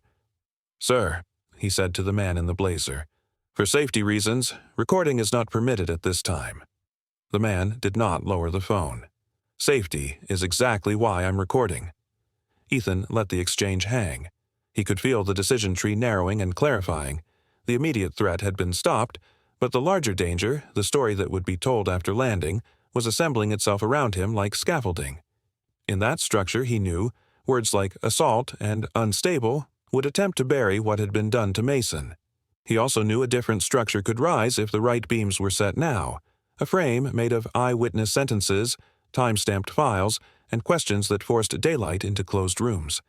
He slid the fork handle into his jacket pocket without releasing it, the metal hidden yet near. He adjusted his stance and spoke so the whole aisle could hear. "No one touches my son. No one approaches us. If anyone here saw what happened, remember it carefully. When we land, do not let anyone take your phones or your words. Tell exactly what you saw." There was a low chorus of assent, a few firm "yes," a murmured "we will," the sound of men deciding for once not to look away. Marcus scanned the faces and understood he no longer controlled the cabin. His posture changed by degrees, shoulders a fraction lower, eyes less certain, voice thinner, even as he tried to keep it level. "We will stabilize the situation and coordinate with ground personnel," Marcus said, retreating to the safety of phrases that had passed legal reviews. "Please remain seated." The plane steadied, as if tired of pitching. The air felt cooler. Ethan's heartbeat slowed, not because the danger was gone, but because the next steps had come into focus. He looked at Owen, then at Marcus, then at the curtain that hid the forward galley and whoever waited there. He understood that he had crossed a threshold he could not uncross. He felt no regret for that. He only felt the weight of what must follow. He shifted Mason in his arms, whispering into the boy's hair, and the child quieted to soft breaths. Around them the passengers settled, though few leaned back. Many eyes remained forward, fixed not on the safety card or the window, but on the narrow stretch of carpet where a father had drawn a line. The hum of the cabin returned, vent fans, distant clinks of glass, the engine's steady drone, and beneath it all, a new current moved, thin but sure, like a wire carrying power. Ethan lifted his gaze to the length of the aircraft and chose his next thought with care. He would leave no room for misunderstanding, no space where someone could slip in a different meaning. He spoke once more, clear enough for the front row to hear and the last row to feel. What began as survival was now a war for truth. Owen writhed on the aisle carpet, breath coming in short, panicked bursts, while the narrow cabin vibrated with the steady thrum of the engines and the occasional rattle from overhead bins. The air smelled faintly of coffee and antiseptic wipes, but beneath it ran the raw scent of fear, sharp, metallic, unforgettable. Marcus Drawl stepped forward from the galley with careful, measured strides, his open hands raised to chest height as if approaching a ledge. He was older than the other crew, broad-shouldered with a clipped haircut and a fixed expression that struggled to decide between authority and alarm. "Sir, please," he said, the words smooth but thin. "Let's keep everyone calm. Sit down. I'll get medical aid for the child." His voice wavered at the end, and that tremor told the truth before he did. Ethan kept Mason pressed against his chest, feeling the child's uneven breathing dampen his shirt. The fork in Ethan's other hand gleamed beneath the overhead lights, a cold mirror of his resolve. He did not lower his arm. "No one goes near him," Ethan replied, his tone low, steady, and edged like glass. His eyes tracked every small movement, the jitter in Marcus's fingers, the sideways glance he cast toward the galley, the quick nod exchanged with another attendant who hovered near the curtain, silent, watching, waiting. "Sir, I understand," Marcus said, though his eyes shifted as he spoke. He crouched beside Owen without touching him, as if proximity alone could project concern. "The baby needs attention. We have a first aid kit. We can help." He swallowed hard. The Adam's apple bob, the faint sheen of sweat above his lip, and the tightness in his jaw all betrayed the pitch of a man trying to manage a fire with a paper fan. "The baby is fine with me," Ethan answered. Explain what he meant by protocols. He didn't raise his voice. The weight of the question did it for him. The word hung between them like a warning light. A ripple moved through the cabin. Passengers leaned out of their seats. Necks stretched, seatbelts creaked, eyes widened. A few had their phones half raised, unsure whether to record or hide them. In the hush, Mason whimpered and tucked his face beneath Ethan's chin. The sound made Ethan's grip tighten. He would not sit. He would not look away. Marcus exhaled through his nose, a small, controlled vent of pressure. "Let's be careful with words," he said, the smile on his mouth not reaching the careful panic in his eyes. "Everyone is upset. We don't want misunderstandings. Misunderstandings don't tear at a child's hand," Ethan said. He shifted his stance to place his body more squarely in the aisle, a human barricade. "What protocols?" Behind Marcus, the curtain fluttered as someone in the galley moved, and the sound jolted him. For a second, his mask slipped. His right hand twitched as if to signal, then stilled. He looked up at Ethan again, and the formal politeness drained from his face, replaced by fatigue and something like fear. "You're making this worse," Marcus said, quieter now, almost pleading. "Please sit." "I'll call the cockpit. We'll get you help. Just put the fork down." Ethan didn't flinch. "Speak plainly," he said. What did he mean? Silence stretched, a taut wire across the aisle. Owen groaned and rolled to his side, clutching at his shoulder. A man in row 14 whispered, "I saw it. I saw everything," while someone 2 rows ahead muttered, "This can't be real." The plane's lights flickered as it hit a light pocket of turbulence, casting the scene in a brief, stuttering glow that seemed to mimic the pulse in Ethan's temples. Marcus's eyes flicked to the passengers. Too many witnesses. Too many eyes that could carry this scene beyond the cabin. He wet his lips and tried to reclaim the tone of a person in control. "What happened here is unacceptable," he said, slow and deliberate, as if the careful pacing would rewrite the facts. But it was a... He paused, searching for a word both small and safe. None arrived. He dropped his gaze for a heartbeat, then raised it again with the defeated practicality of a man cornered by truth. "It was misguided discipline," he admitted, the syllables landing like heavy objects on thin glass. "It was part of an internal rule that passengers are not supposed to see." The aisle inhaled as one. A scatter of gasps. A hiss, like steam escaping. Seatbelts groaned again as bodies leaned forward. Someone said, "I knew it," with the shaky triumph of a person whose worst suspicions have just been confirmed. Another voice answered, "You knew what?" And the 2 men started whispering heatedly, their hands carving anxious shapes in the air. The tension pressed on the walls and on the people as if the cabin had physically shrunk. Ethan's jaw tightened until it hurt. He felt it, knew it, and embraced the sharpness as a reminder that he was awake and this was real. "An internal rule that allows this?" he asked. He didn't point with the fork. He did not need to. His eyes made the gesture for him. At Owen on the floor, at Mason's trembling frame, at the trickle of blood drying like a cruel annotation across innocence. Marcus opened his hands wider in a helpless display. "It was never meant. It's about order," he said, then cut himself off as if the rest of the sentence would set the whole cabin ablaze. "It isn't written like—" He bit down on the words, flinched, and glanced toward the galley again. "Please, sit. Let me get you gauze, at least. We can clean his hand." "Order is not an excuse for harm," Ethan said, the words flat and clear. He shifted Mason slightly and felt the boy's small fingers curl into the fabric at his shoulder. The warmth of that touch reached straight through the fear and anchored him. He looked at Marcus and spoke without moving his lips more than necessary. "Who wrote these rules?" Marcus's silence was its own confession. His eyes glossed over with calculation, then settled on a script that had not been rehearsed enough. "They're older," he said at last. "They come from a training module." Situational guidance. De-escalation tactics. His voice thinned at the last phrase, as if ashamed of it. "They were never supposed to be used like this." "Yet they were," Ethan said. He could feel the cabin listening, 100 heartbeats sinking to the cadence of discovery. He thought of the danger in every euphemism, how guidance could hide a bruise, how order could justify the undoable. A cold clarity cut through him, bright and blinding. This was not a single man's cruelty. This was a chain with many hands. "Let me call the captain," Marcus said, standing with care, hands still raised. "We can secure the area." "We can?" "No," Ethan said, and the refusal landed with the certainty of a locked door. "No more closing curtains. No more whispers. You will speak here." He looked to the nearest rows. "Everyone will hear you." A young man near the aisle nodded, his expression tightening into resolve.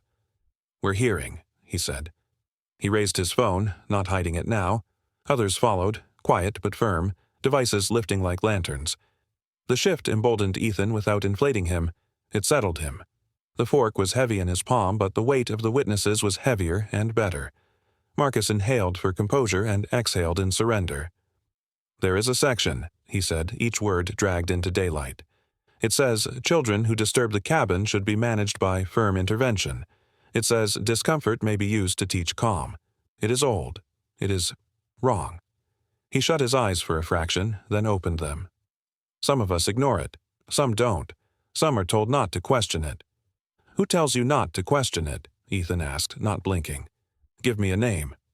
It was not a shout. It was something stronger. It was a request that carried an oath in its shadow. Marcus hesitated, trapped between fear of those above and fear of the truth that now had an audience. He shifted his weight and his shoes squeaked faintly on the carpet. "There are supervisors," he said at last, avoiding specifics with the skill of long habit. "Memoranda. Briefings. It moves without a signature." He shook his head as if at his own cowardice. "Please. Let the child receive care." Mason whimpered again, and Ethan's face softened by degrees that only a father would let himself show. He angled toward the nearest seatback, adjusted his hold, and pressed a kiss to the boy's hair. The tenderness steadied him more than any promise could. He looked back at Marcus. "Bring the kit," he said. "Bring it to me." "You do not touch him." Marcus nodded once, too quickly, and turned, but not toward the galley. He looked toward the curtain, then toward the passengers with their raised phones, and chose the aisle instead, making his way slowly to the forward compartment, where a small drawer under a jump seat held a sealed pouch. The detour was a concession to the gaze of the cabin. If anyone disappeared behind fabric now, there would be a reckoning. As Marcus moved, the murmur swelled, a tide of outrage and caution. "Did you hear that?" a man whispered to his neighbor. "Internal rule." Another voice answered, firmer than before. "Record everything." The air tightened further, not with panic, but with attention. People had traveled together a long while in that narrow metal tube, anonymous and separate. In a strange turn, the aisle had become a narrow street and the cabin a small town, and their privacy had been replaced by purpose. Marcus returned with the first aid pouch. He held it forward with both hands, stopping a safe distance away, as if approaching a cautious animal. Ethan reached, took it, and knelt slightly to balance Mason while he tore the seal with his thumb. The rip of plastic was loud enough to startle those still holding their breath. Inside, antiseptic wipes, gauze, bandage tape, small scissors. He used the wipes with gentle, measured motions, whispering to Mason even as he kept his eyes half on Marcus and the rest of the world in his periphery. "You're safe," he said to his son. "You're safe." "Sir," Marcus said, a last appeal, "we will cooperate." "I'll tell the captain. We'll file reports." Ethan looked up. The wipe paused in his fingers. "Good," he said, and the single syllable was a promise rather than a concession. He wrapped Mason's small hand in gauze, the white now a quiet flag of care, then secured the end with tape torn cleanly by his teeth. His hands were steady again. The fork hung low at his side. Another small surge of turbulence made the light fixtures hum. The plane's bones spoke in a familiar, hollow tone that all frequent travelers learned to ignore. No one ignored it now. It sounded like a warning bell. "Understand me," Ethan said, rising again, voice low enough to command attention without feeding panic. "This will not be buried. Not behind curtains, not behind statements, not behind training modules with the wrong names." He studied Marcus. "You said it yourself. Misguided discipline. You said it." Everyone heard. Marcus held his gaze and gave the faintest, smallest nod, like a man accepting the first weight of a truth he can no longer set down. "I said it," he replied, voice scratched raw, "and I will say it again if asked." "Good," Ethan said. He breathed once, deep enough to cool the heat at the edges of his vision. "Because this cabin isn't the only room that will ask." He glanced down the aisle, noticing for the first time the pattern of quick, secretive motions among the remaining crew, small glances, the lift and drop of a handset, careful hands smoothing already smooth uniforms. It was choreography, and he recognized it. It belonged to people who had learned to practice a story in the moments before it mattered. The realization slid into him like a key.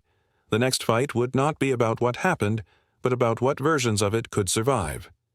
A man across the aisle spoke up, his voice firm.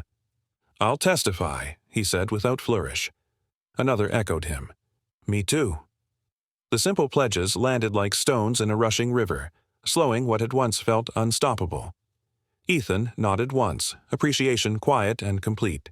He did not thank them with words. He did not have to. The set of his shoulders changed.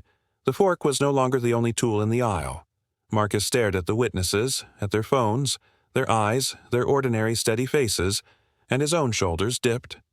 When he looked back to Ethan, his expression had aged. "This will go far," he said, not as a threat, but as the weary wisdom of a man who finally believes the obvious. Ethan answered with a single glance downward, to the fork, to the gauze, to his son's sleeping face. He lifted his eyes and spoke like a person placing a marker on a map. "It was always going to," he said. The engines droned on, steady as a drumbeat. The aisle, once a narrow corridor of fear, now felt like a line drawn boldly through a hidden blueprint. Whether the plane had turned or held its course, none of them could say, but something inside the cabin had shifted a few degrees toward daylight. Ethan adjusted his grip on Mason, checked the bandage one last time, and let his hand fall to his side, where the fork's cool handle waited like a reminder and a signature. No one spoke for several breaths. Even Owen's groans had softened to a distant, shamed sound.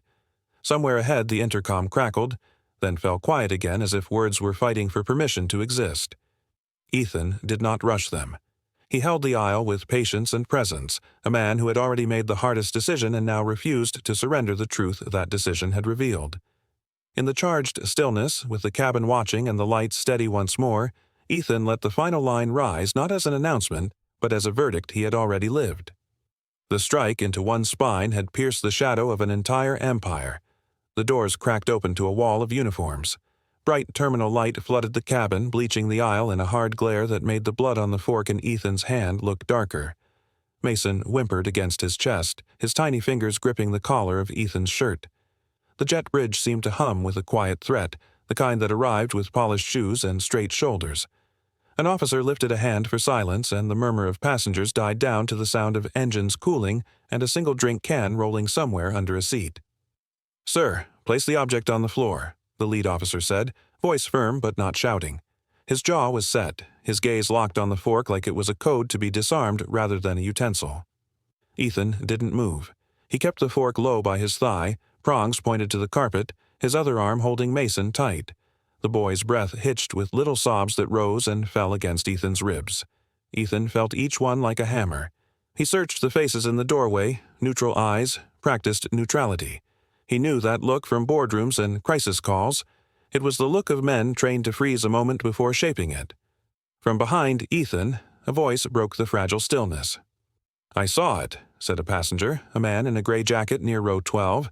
His voice was shaky but loud enough to reach the doorway. "He didn't start it." The attendant hurt the baby. Another voice rose.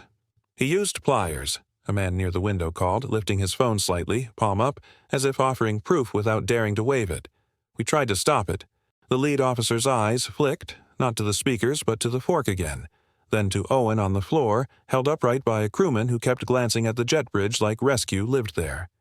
Blood soaked Owen's shoulder and the front of his white shirt, and his face was pale, jaw clenched in pain.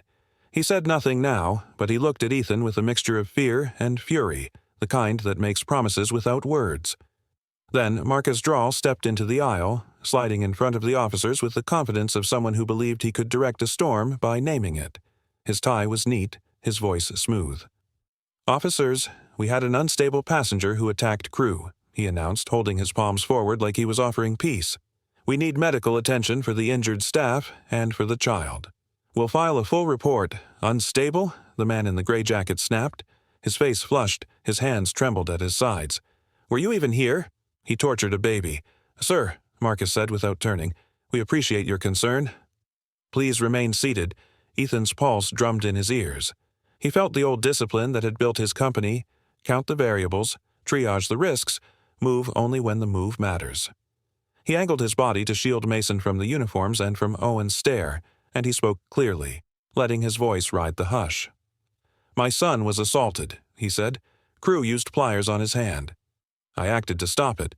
The lead officer took a half step in. "We'll sort it out, sir. But I need you to set that down." Ethan's grip tightened. He studied the officer's face for signs of intent. He saw no malice, only protocol. Protocol, he thought, can be a ladder or a net. He crouched slightly, placing the fork on the seat cushion beside him rather than the floor, keeping his hand near it. Mason turned his damp cheek into Ethan's chest and made a soft sound, worn out and small. From the doorway, a second officer lifted a radio, then lowered it again. The officers exchanged a glance, there was hesitation, and Ethan marked it. Hesitation meant the story wasn't settled yet. Marcus filled the space with words. "We will provide statements, of course," he said, his voice taking on the cadence of a press briefing. "The situation escalated when this gentleman—" "Say his name," a passenger called from the mid-cabin, a man with a beard and a navy cap. "Say his name if you're telling the truth." Marcus didn't. He shifted instead. "When this gentleman used a sharp object on a member of our crew." Something in Ethan cooled at that. The truth, he knew, could be bent at the edges first and then in the middle. He had watched it happen in contracts and in meetings, a soft turning that felt polite until it broke bones. He raised his chin. "Officer," Ethan said, "my lawyer is in the terminal. He's waiting for me. His name is Adrian Kestrel. I will speak to you and only to you in his presence. My son needs a doctor. The passengers have videos." The lead officer studied him, then scanned the cabin. Eyes watched from behind headrests and over shoulders, many of them wide, some brimming with anger. Phones hovered, not raised high, but ready. In the rear galley, another crewman whispered to a colleague, and the words carried just enough. "They'll spin it." "They always do." The colleague hushed him, but Ethan had already caught it. It slid into his mind like a key turning a hidden lock. "Clear a path," the lead officer said quietly. "We'll walk together." Marcus moved quickly to take the lead, but Ethan took a half step forward and blocked him by accident or on purpose. "You're not touching us," he said, and his voice stayed flat. "We'll walk." The jet bridge swallowed them with a thrum of air handlers and a strip of light that seemed too white to be kind. The officers formed a loose corridor around Ethan, not grabbing him, not letting him drift. Mason's breath steadied, slow and hiccuping, and Ethan measured each of those breaths like mile markers. The jet bridge floor flexed under their steps. Ahead, beyond the glass, the terminal opened in smooth lines and shiny tile and reflections that wobbled as people moved. At the gate threshold, Adrian appeared like a fixed point in a river, dark suit, thin briefcase, an expression trained to be calm under fire. He held a phone to his ear but ended the call without looking away from Ethan. Then he was close, speaking low, his eyes scanning Mason's face and hands, then the fork stain on Ethan's shirt, then the officer's. "Ethan," he said, voice pitched just for them, "do not hand anything over and do not answer questions. We'll request medical now. The company will say you attacked unprovoked. They will try to isolate witnesses and collect phones. We need names and copies before anyone disperses." Marcus reached the threshold, breath shallow, smile repaired. "Mr. Kestrel," he said lightly, as if recognizing an old colleague at a conference. "Let's work together on this." Adrian turned just enough to acknowledge him, nothing more. "We will work with the officers," he said, and the precision in his words made a small space of safety around them. He faced the lead officer. "My client and his child require medical attention. We will provide a statement after that. We also request that witnesses be allowed to share their recordings directly with law enforcement before any device is seized or powered down." A flicker moved across the officer's face. Relief, maybe, at being given a script that sounded lawful and fair. He nodded once. "We can do that." Marcus's smile thinned. "We have internal procedures for incidents of this nature," he said more carefully now. "I'm sure we all want to avoid confusion." Adrian's gaze didn't shift. "What we want is preservation of evidence." Ethan adjusted Mason's weight and felt the boy's small heartbeat steady against his own. He caught the scent of detergent from a nearby cart, the sterile smell of the terminal air, the distant clatter of a suitcase wheel that needed oil. Every detail pinned him to the moment, kept him from drifting toward anger so sharp it could splinter the next hour. A medical technician arrived, a young man with alert eyes who spoke gently. "Let's see his hand," he said, kneeling, glancing at the officers for permission and getting it. He touched Mason's fingers with careful caution, checked capillary refill, murmured words Ethan barely heard. "We'll get him to the clinic right away," the technician added, standing smoothly. "We need to clean and cover the injuries." Ethan nodded, throat tight. He looked to Adrian, and Adrian leaned closer, voice low. "Two paths now," he said. "They try to separate you at the clinic and take your statement first. Or they push for immediate custody of your phone and any physical item they think is a weapon. We'll refuse both politely. I'll be with you." The lead officer cleared his throat. "Sir, we will accompany you to the clinic to ensure everyone's safe and to begin documentation." "We also need that object you were holding." Adrian's reply was calm. "You will receive it after it is photographed with my client present and after medical has treated the child." It is evidence of defense. Marcus shifted in the periphery, then stepped closer, lowering his voice as if offering private kindness. "Mr. Cole," he said, using the name like a lever. "Think about your company, about the optics. If you work with us, we can make this calmer. You don't want this to spiral." Ethan turned slowly to him. He studied Marcus's eyes and saw the same practiced neutrality there, the same urge to name the storm and then claim the horizon. He spoke softly enough that only the small circle heard it. "Your crew used pliers on my son's fingers," he said. "You don't get to talk to me about calm." For a heartbeat, Marcus's mask slipped. Something tight and sour flickered over his features, annoyance that his script wasn't working, fear that the moment might escape his control. Then the mask returned. He nodded as if he'd received a reasonable complaint from a reasonable customer. "We'll look into every claim," he said. Ethan shifted his gaze past Marcus to the terminal where passengers began filing out under escort. Some glanced over, some looked away quickly. One man in the navy cap caught Ethan's eye and lifted his phone slightly, a silent pledge. Another man, the one in the gray jacket, pointed to Ethan's pocket and mouthed, "I sent it." Ethan nodded once. He didn't know what had been sent, only that movement was already happening beyond the airline's grasp. They moved. The clinic was down the hall behind glass and a frosted door. The technician led, the officers flanking, Adrian close at Ethan's side. Marcus spoke into a small device at his wrist, words too soft to hear, and disappeared briefly behind the line of uniforms. Ethan didn't turn to follow him with his eyes. He knew that men like Marcus didn't step away to breathe. They stepped away to shape the next move. At the clinic threshold, Adrian halted them with a palm slightly out. "One officer," he said, "for safety and chain of custody. The rest wait here. My client needs privacy with medical." The lead officer weighed this, then nodded. He gestured to a single partner to enter and signaled the others to remain outside. Marcus made to follow, but Adrian blocked him with the faintest pivot of his shoulder. "You'll wait," Adrian said. "You'll get your briefing like everyone else." Inside, the room smelled of antiseptic and quiet. The technician guided Ethan to a chair and began cleaning Mason's fingers with warm saline and slow care, narrating each step so the boy's little body didn't startle. Mason whimpered at the sting, then quieted, exhausted. Ethan pressed a kiss to his son's hairline and closed his eyes for one steadying breath. The officer who'd come inside took out a small notepad but didn't open it. He stood near the door, hands at rest, a silent witness more than a threat. Ethan took measure of him too, the careful posture, the eyes that didn't dart. He could work with men like this, he thought, men who listened first. Adrian pulled a chair close and lowered his voice. "I've been watching the feeds," he said. "They're already framing it. But we have an advantage today. 2 passengers sent me clips before security could sweep. They show enough. We need to keep the witnesses together long enough to collect names and copies. Once they scatter, the company will start calling. They'll offer vouchers, ask for silence, say it's to help the investigation." Ethan opened his eyes and nodded. "Do it," he said. The technician wrapped Mason's small hand in soft gauze, his movements light, his brow drawn in concentration. Footsteps sounded in the hall. Marcus's voice filtered through the door, calm and rehearsed, speaking to someone on a phone. "Yes, we're managing. There's a lawyer present. We'll need to control the narrative at the gate. Keep the cameras off the aisle.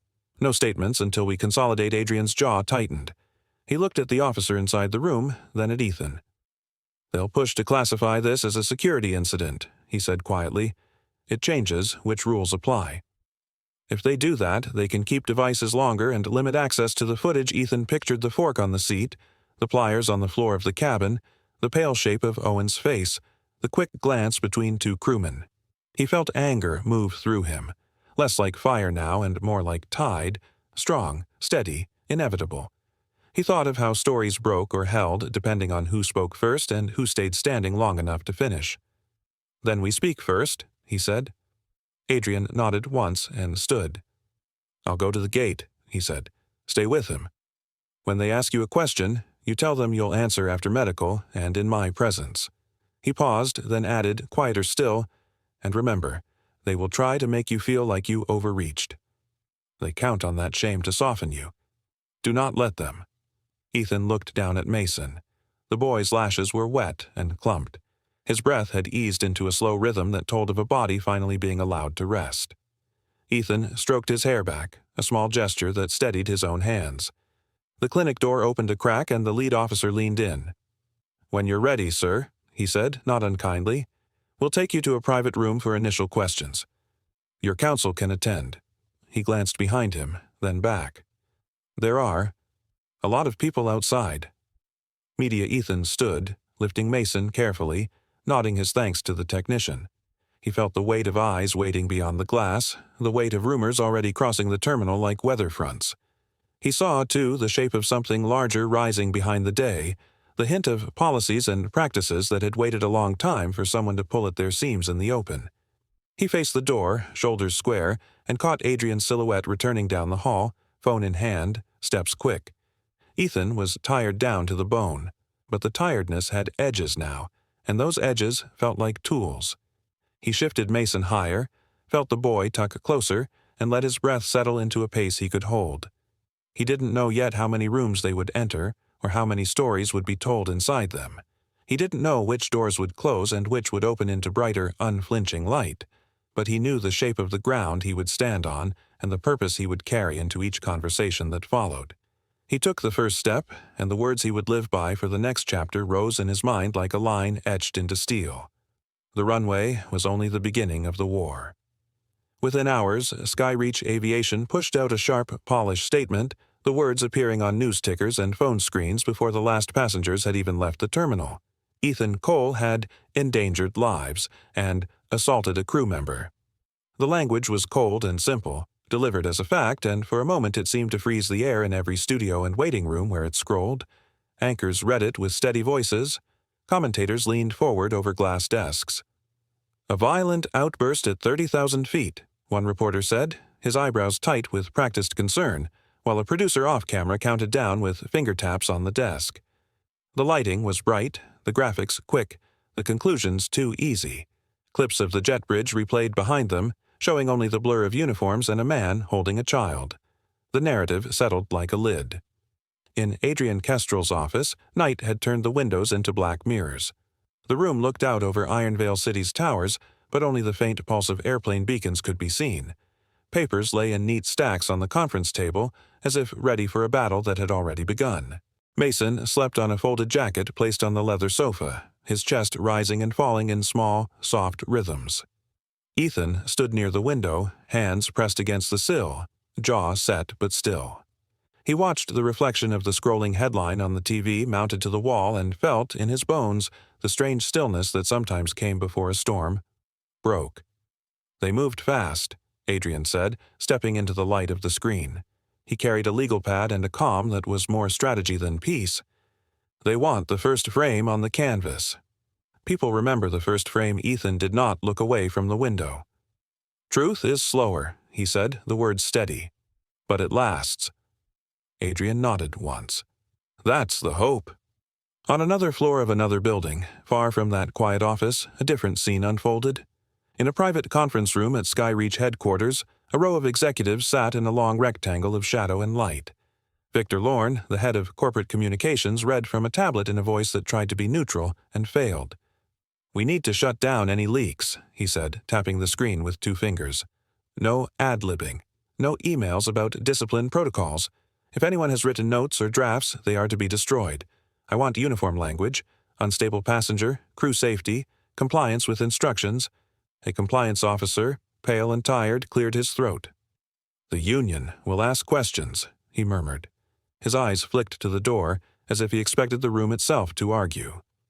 "They can ask," Victor said, not lifting his gaze. "We will answer with policy." The irony lived at the edge of every syllable. They spoke of safety and order like guardians, while an unspoken fear tightened their voices. In the hallway, a social media analyst paced with a phone to his ear. "We're holding, for now," he whispered. "Comments split, nothing definitive." His steps were a metronome of worry. He did not know that a different clock had already started to tick. Back in Adrian's office, a vibration rattled the glass tabletop, an incoming call lighting up Adrian's phone with an unfamiliar number. He answered. "Kestrel." A man's voice rushed out, hushed and urgent. "My name is Daniel Rourke. I was in row 15. They're taking people's phones. They took mine at the gate, but He caught his breath, the sound of a hallway echoing behind him. "I sent a copy of my video to this address." He read it twice, careful and precise. "I sent it before they grabbed the device." "It should be in your inbox." Adrian's eyes sharpened. "You're sure?" "I'm sure," Daniel said. The firmness in his tone was a handshaking across a gap. "You have to use it." "Where are you now?" Adrian asked. "Security office. They told me to wait." The line clicked softly, as if the air itself had leaned closer to listen. "Hurry." Adrian ended the call and moved to the computer, fingers decisive. He opened the inbox, scanned, and there it was.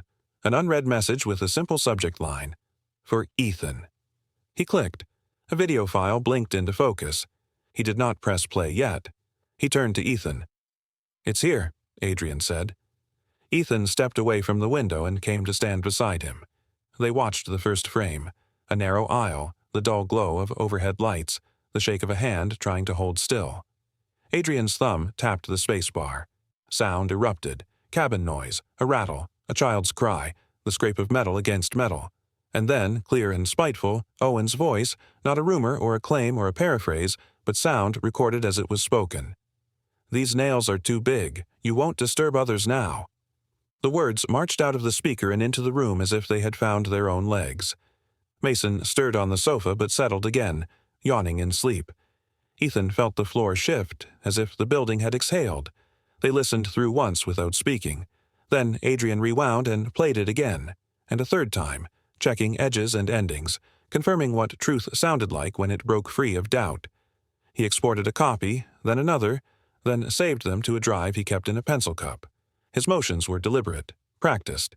In war, he trusted backups more than speeches. "Once we release this," Adrian said, closing the lid and meeting Ethan's eyes, "they will come harder. They will say it is edited. They will say it is misleading. They will say you provoked him." Ethan nodded. He thought of Mason's small fingers, the bandages placed gently, the tiny wince even in sleep. He thought of the passengers who had looked away and the ones who had not. He thought of the room down the hall where a father sat silent so a baby could rest. His voice, when it came, was quiet but immovable. "Let them say what they need." The words are as Adrian opened a secure portal and began the release. The file moved through the invisible corridors of the city and then beyond it, into servers and screens and pockets. At first, it was a line on a graph, a number that ticked upward. Then it was a wave.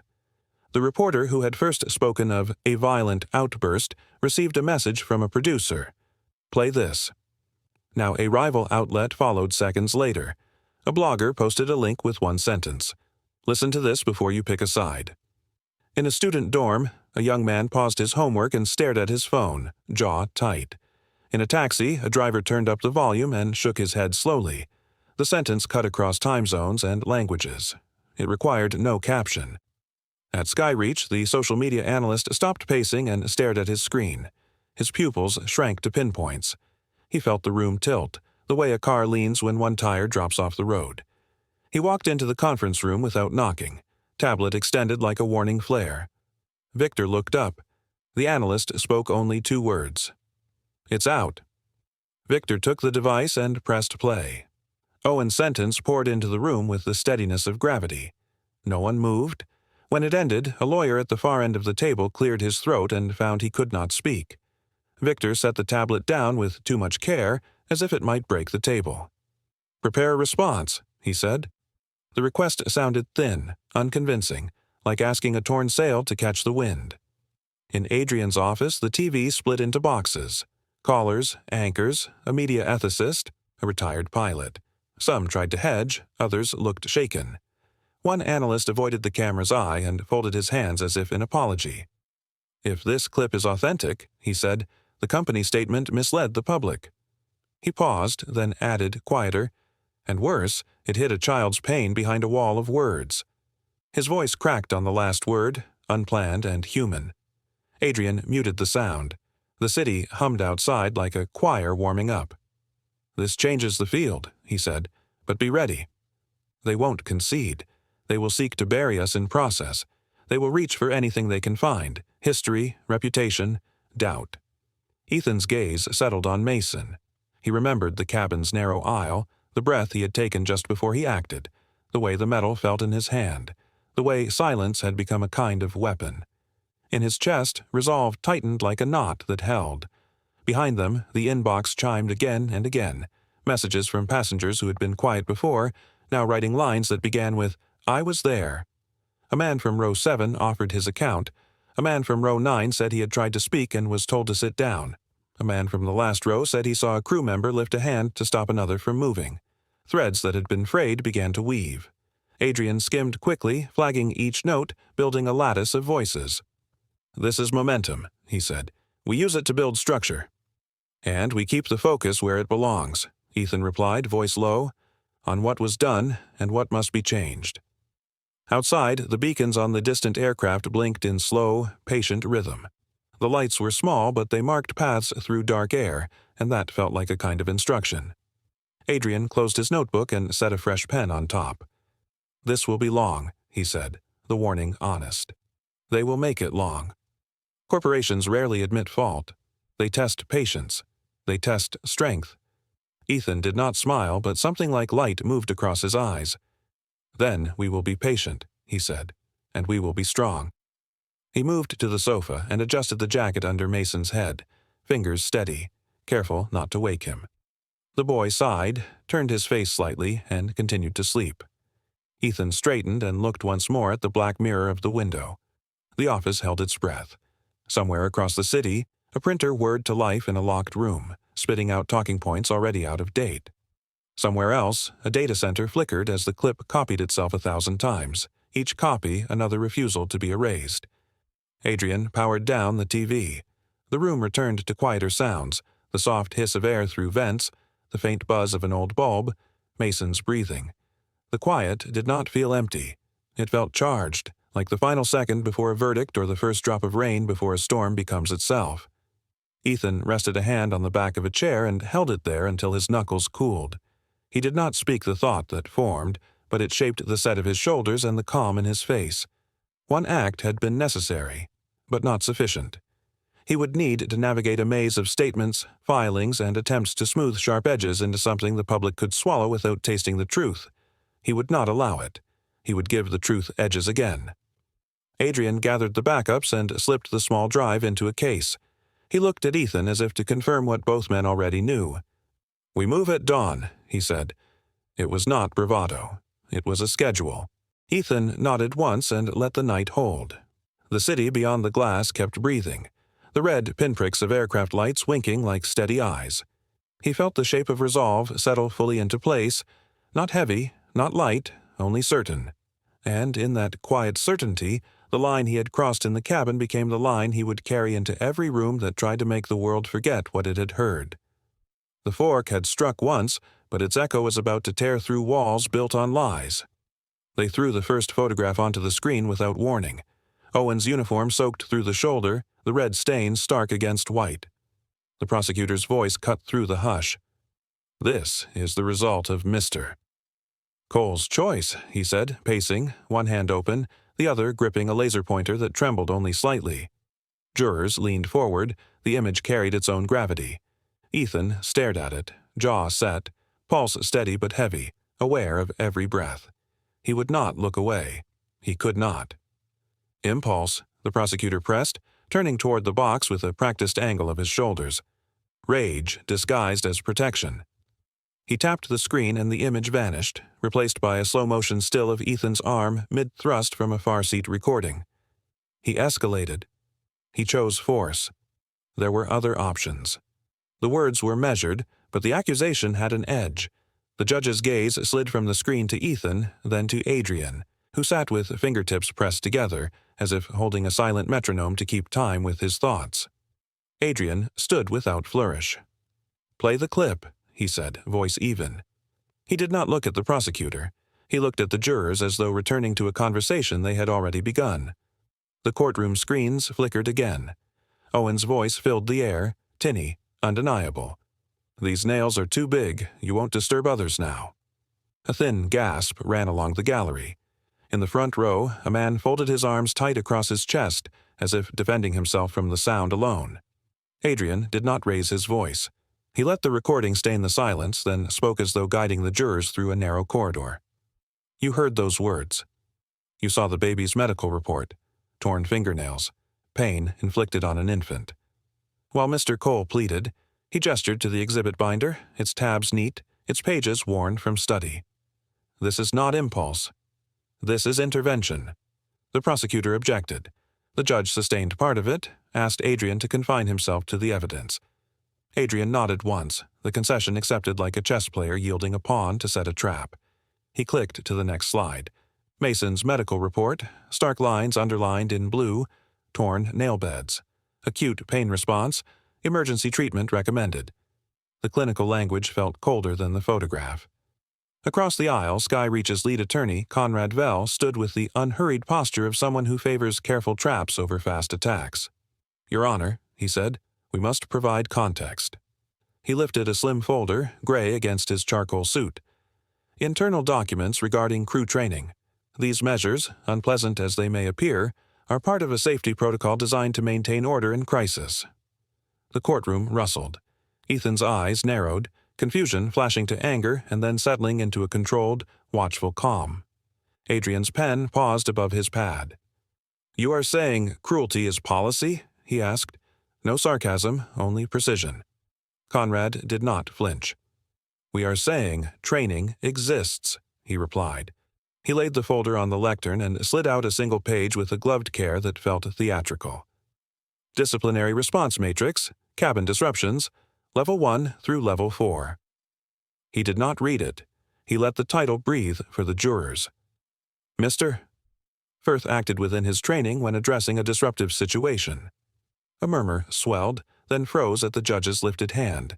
Judge Rennick's voice was even. "If you are representing that this document governs crew conduct, the court requires full disclosure of the associated manual and any superseding updates." Conrad's smile was small and strained. "Your Honor, the manual is proprietary. It contains tradecraft related to aircraft safety." Adrian stepped in. "Tradecraft for harming infants?" He faced the bench, the anger in his voice strangled into control. "We request immediate production." The judge's eyes hardened. "Counselor Vell, you will produce the relevant sections under seal by noon tomorrow. If Skyreach invokes secrecy to shield misconduct, this court will consider sanctions. Conrad nodded, but the tick at his jaw betrayed the pressure. Ethan watched the exchange and felt a quiet shift inside him. The room had recognized a line that could not be blurred. He caught his own reflection in the glossy table, eyes rimmed with fatigue, shoulders squared not from habit but from a vow. The fork, the flight, the screams, he held them still, but now his mind moved forward, mapping the next move like a strategist who must anticipate a counter he cannot yet see. The prosecutor tried to reclaim ground. Even if a policy existed, and we do not concede that point, the defendant drove a metal object into a crew member. The response was disproportionate. He stepped toward Ethan, but not too close. Why not call for help? Why not restrain without harm? Why not wait? Ethan stood. Adrian touched his sleeve, a question. Ethan answered with a small nod.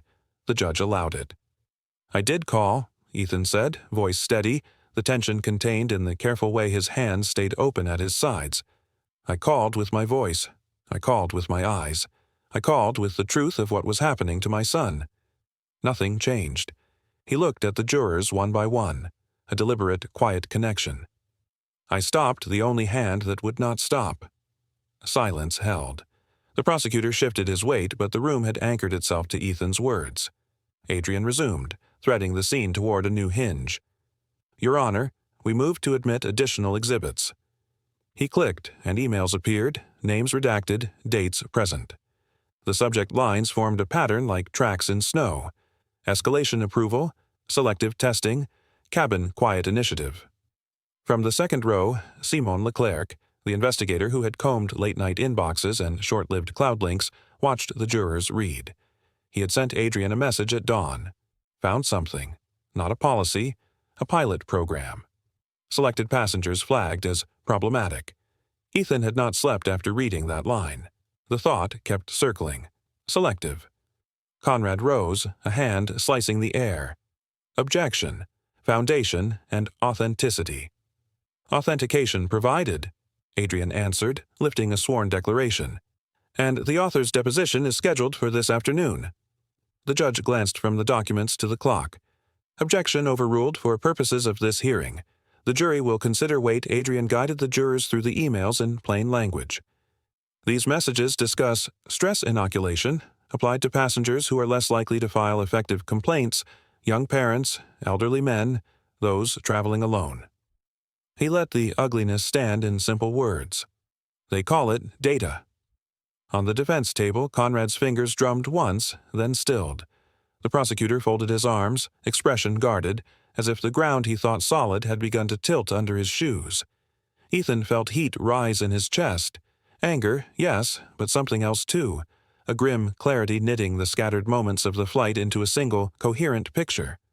This wasn't just Owen's cruelty. Someone had drawn a map. "Ladies and gentlemen," Adrian said, stepping aside so the screen stood naked of his presence, "this is the context. Not a father's rage, but a father's response inside a system that wrote pain into its margins. The fork is not an instrument of assault here. It is the end of harm." His hands were still. His voice did not rise. He trusted the words to land. Judge Rennick leaned forward. "Skyreach will produce the manual," he said, the bench light catching on the rim of his glasses. "All iterations for the last 3 years, and any documents referencing cabin quiet or selective testing. Failure will trigger immediate sanctions." Conrad's reply was smooth, but it had lost its sheen. "We will comply under seal, Your Honor." As the court recessed for 10 minutes, Ethan sank into his chair, shoulders unclenching for the first time since the session opened. Adrian sat beside him, speaking low. "They'll try to explain the terms away," he said, eyes still on the empty witness stand. "They'll say selective means targeted training. They'll say data means surveys." Ethan nodded. "We don't need to shout," he answered. "We just need to show." Simon stepped to the rail, passing a note to the bailiff who passed it to Adrian. 2 lines, scrawled but certain. Another memo. Mentions level 4, mentions infants. Adrian exhaled through his nose, as if releasing a fraction of tightly stored air. "We anchor on the truth. No more, no less." When the judge returned, The prosecutor attempted to narrow the frame again, to pull the juror's eyes back to the photograph of blood and the moment of impact. But the room had changed. Even the way the court reporter's fingers moved across the keys felt faster, like the record itself was impatient for completeness. Adrian rose once more, and his final questions for the day were simple, built like steps that invite a careful ascent. To be clear, he asked the airline's operations manager on the stand, a man whose tie had lost its symmetry. Is there any Skyreach policy that authorizes harm to a passenger to secure silence? No, the manager said, sweat forming at his temple. No explicit policy. Any implicit policy? Any pilot program that tolerated it? A pause. I am not authorized to speak to pilot programs. The room inhaled as one. The judge looked over his glasses. You are under oath. You are authorized to answer the question. The manager swallowed. I have seen language that could be interpreted that way. The words did not crash. They landed with a cold, precise weight. Ethan felt the simplest thought rise and hold. We are not crazy. We are not alone. Adrian gave a single nod, then stepped back. The restraint a choice, not a lack. The judge set deadlines in a voice that tolerated no delay. Noon for manuals. End of day for the memo index. Tomorrow for depositions. He hammered the schedule into the record like a series of door bolts thrown open. As court adjourned, Ethan looked once at the jurors. Some wrote notes, some stared at the blank screen as if still seeing what had been there. Adrian gathered the exhibits with careful hands. Simon stood by the aisle, already dialing. No one spoke of victory. The hallway beyond the heavy doors hummed with reporters, but inside the room, the air felt charged and exact, like the moment before rain when even dust prepares to move. Ethan rose. He touched the edge of the table, grounding himself, and fixed the next objective in his mind. Keep the truth simple. Keep it visible. Keep it moving. He did not know what the manual would show in full, or how the defense would try to bend its language, but he sensed the arc of the day had shifted. Somewhere, a threshold had been crossed. As the bailiff called all rise and the judge stepped away, the resonance of the session lingered in the wood and glass. It seemed almost audible, a low tremor that traveled from table to rail to door. The courtroom walls trembled as truth threatened to flood through every crack. The fork was a desperate instrument, not a weapon, Adrian Kestrel said, stepping into the open space between counsel tables, his voice measured but unwavering as it carried across the hushed courtroom. He didn't look at the gallery or at the cameras lined like watchful eyes in the back. He faced the jury, palms open, sleeves slightly creased from hours of note-taking. It was the only thing a father had when his infant son was being harmed. He let the last word hang, then took a single step closer, his shoes whispering against the polished floor. The jurors watched him, some with folded hands, others leaning forward as if the answer to a personal riddle lay in his next breath. Across the aisle, Skyreach's lead attorney, Victor Crowley, shifted in his chair, tapping a capped pen against a legal pad. The rhythmic click seemed harmless, but it was a countdown, an interruption waiting for its chance to strike. The judge, Harold Morrell, glanced over the rim of his glasses with a warning look that stilled the pen. "Proceed, Mr. Kestrel," the judge said, voice calm but edged with expectation. Adrian nodded and pivoted toward the projection screen. It showed a still frame from a passenger's recording. Owen Firth's hand angled toward a crying child, the glint of metal catching overhead light. Adrian didn't play the audio yet. He stood beside the frozen image like a docent guiding viewers through a single, solemn painting. "You've heard testimony," he said, gesturing gently. "You've seen medical reports. You've listened to witnesses who did not know Ethan Cole, who owed him nothing, described the same cruel act. You've read internal memos that speak of discipline dressed up as safety." He paused, and the room seemed to inhale. "But at the heart of this case is a single truth. A father heard his child scream and chose not to surrender to silence." Victor rose, straightening his tie. "Objection. Counsel is appealing to emotion rather than fact." His tone was polished, but there was a tightness in his jaw, the kind that hid impatience. Adrian didn't flinch. "Emotion is what you hear when a child cries," he replied, looking to the judge. "Facts are what you see when a crew member ignores that cry and causes pain."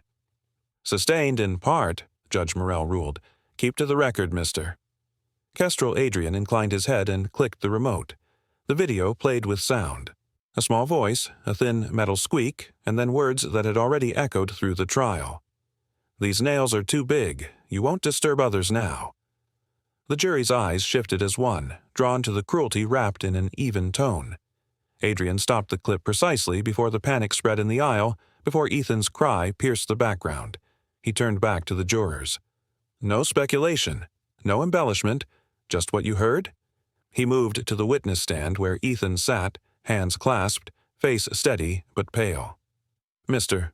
Cole," Adrian said softly in a single sentence, "tell the jury why you acted Ethan's throat worked."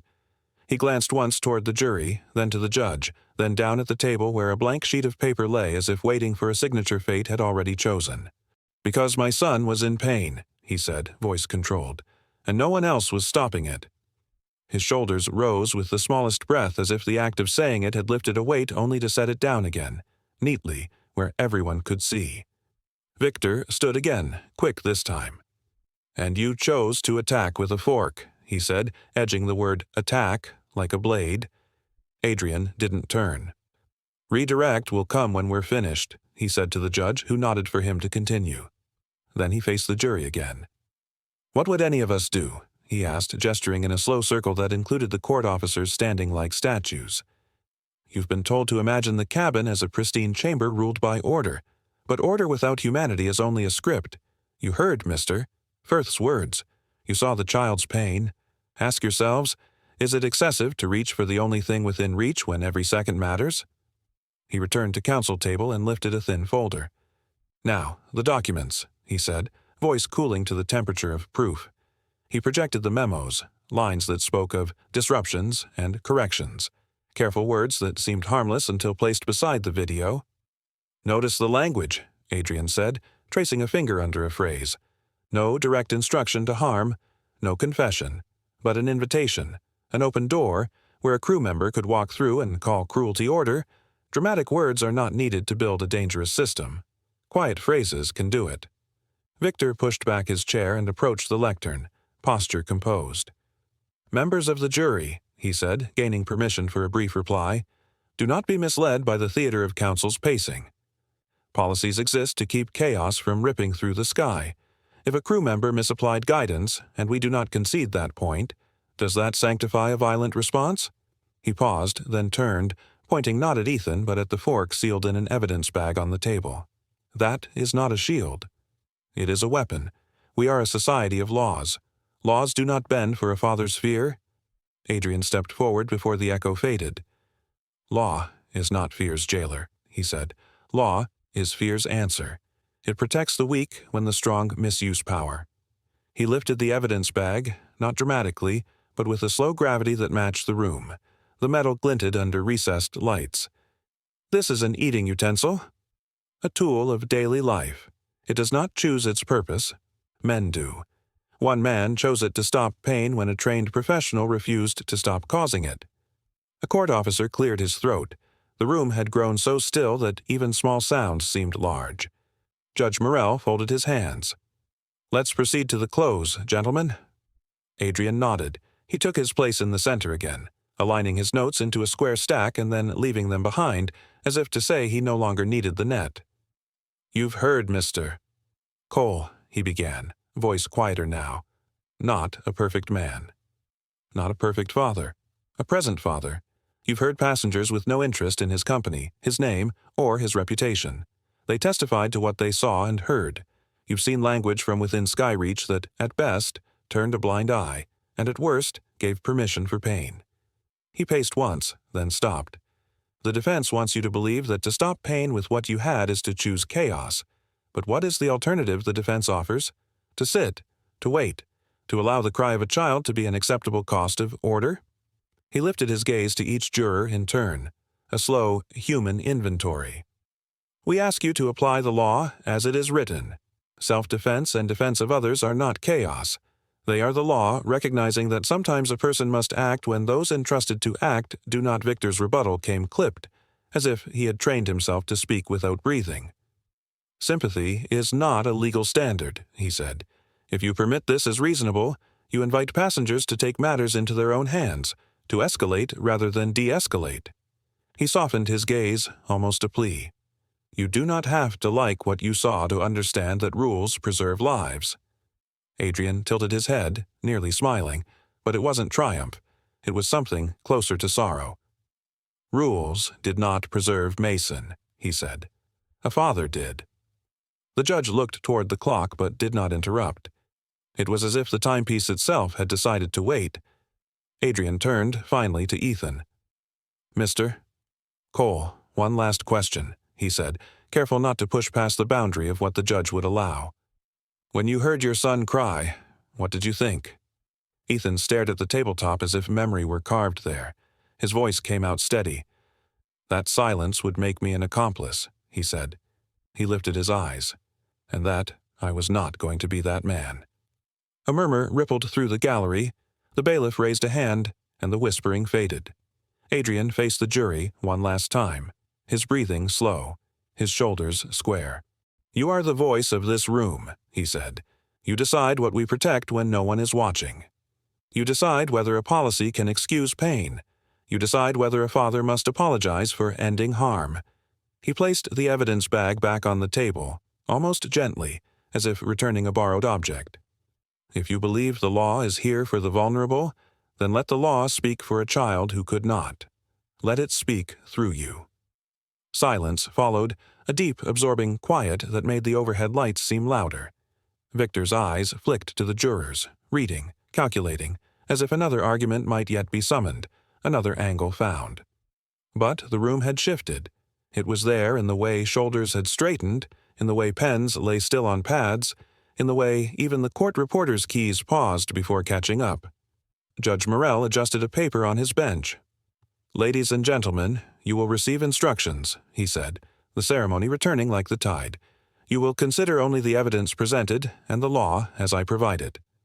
As the judge spoke, Adrian's gaze drifted to the door through which jurors would file to deliberate. He did not smile. He did not relax. He simply stood with the poise of a man who had set a heavy burden down where it belonged.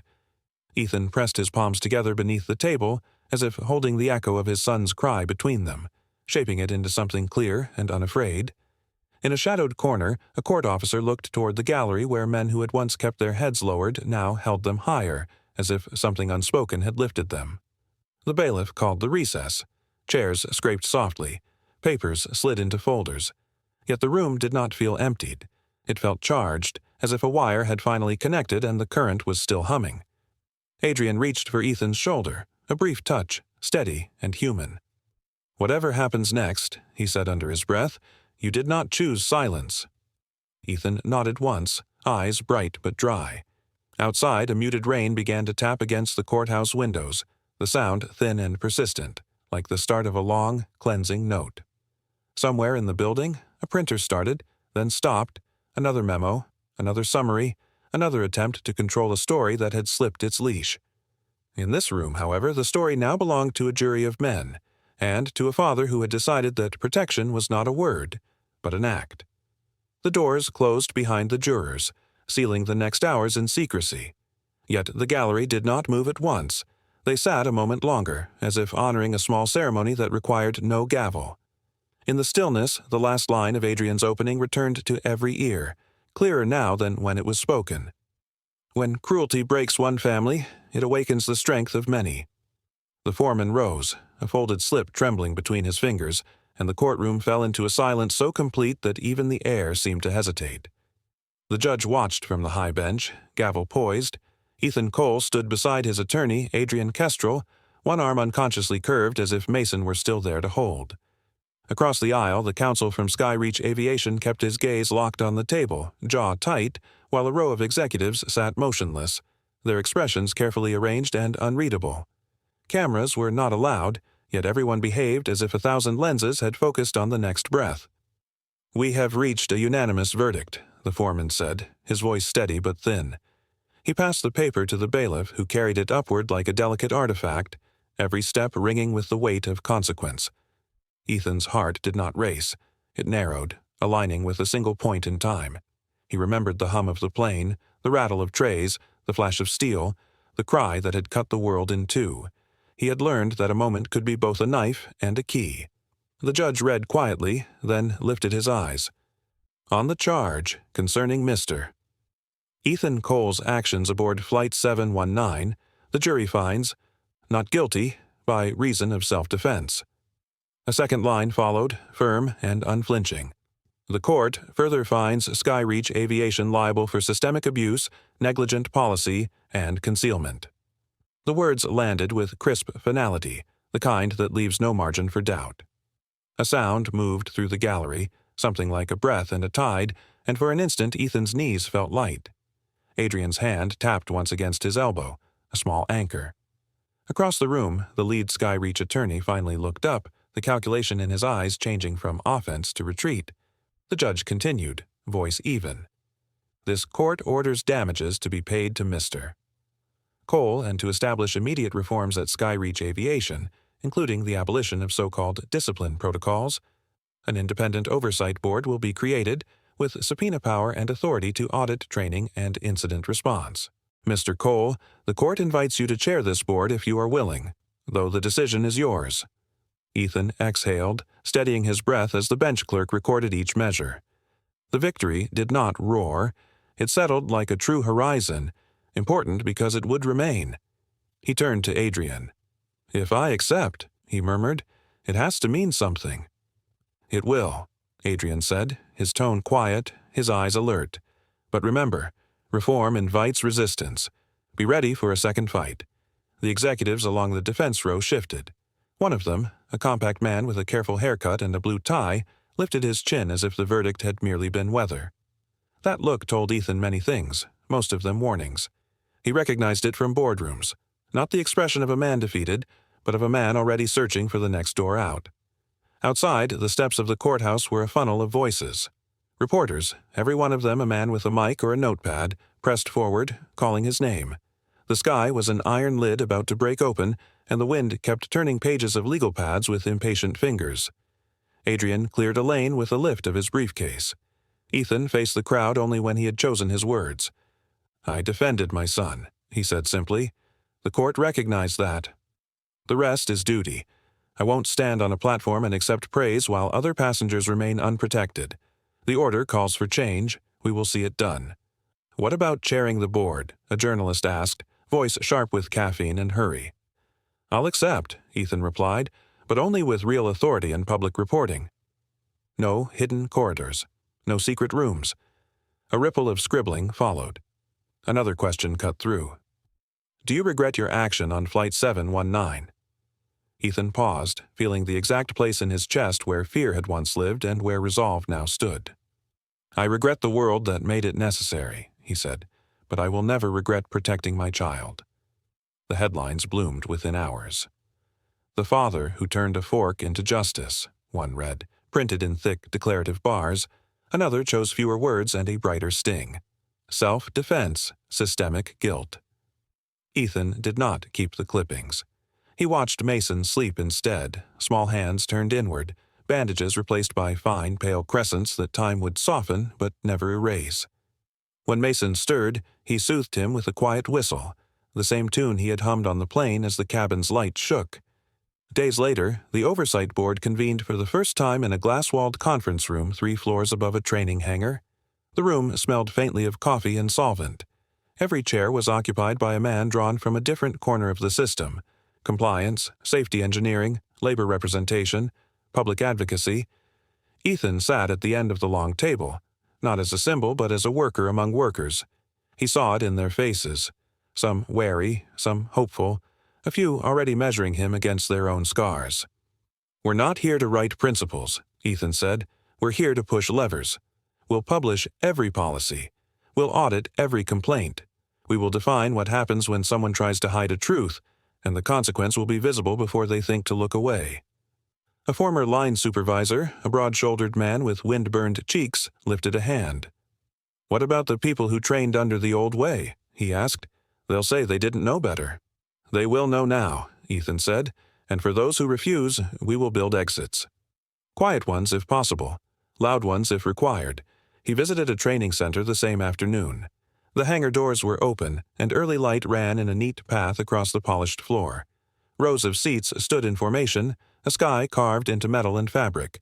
Instructors moved through drills, stopping to correct posture, to model restraint, to explain escalation by de-escalation. A safety module illuminated on a screen. Clear hands, clear words, clear boundaries.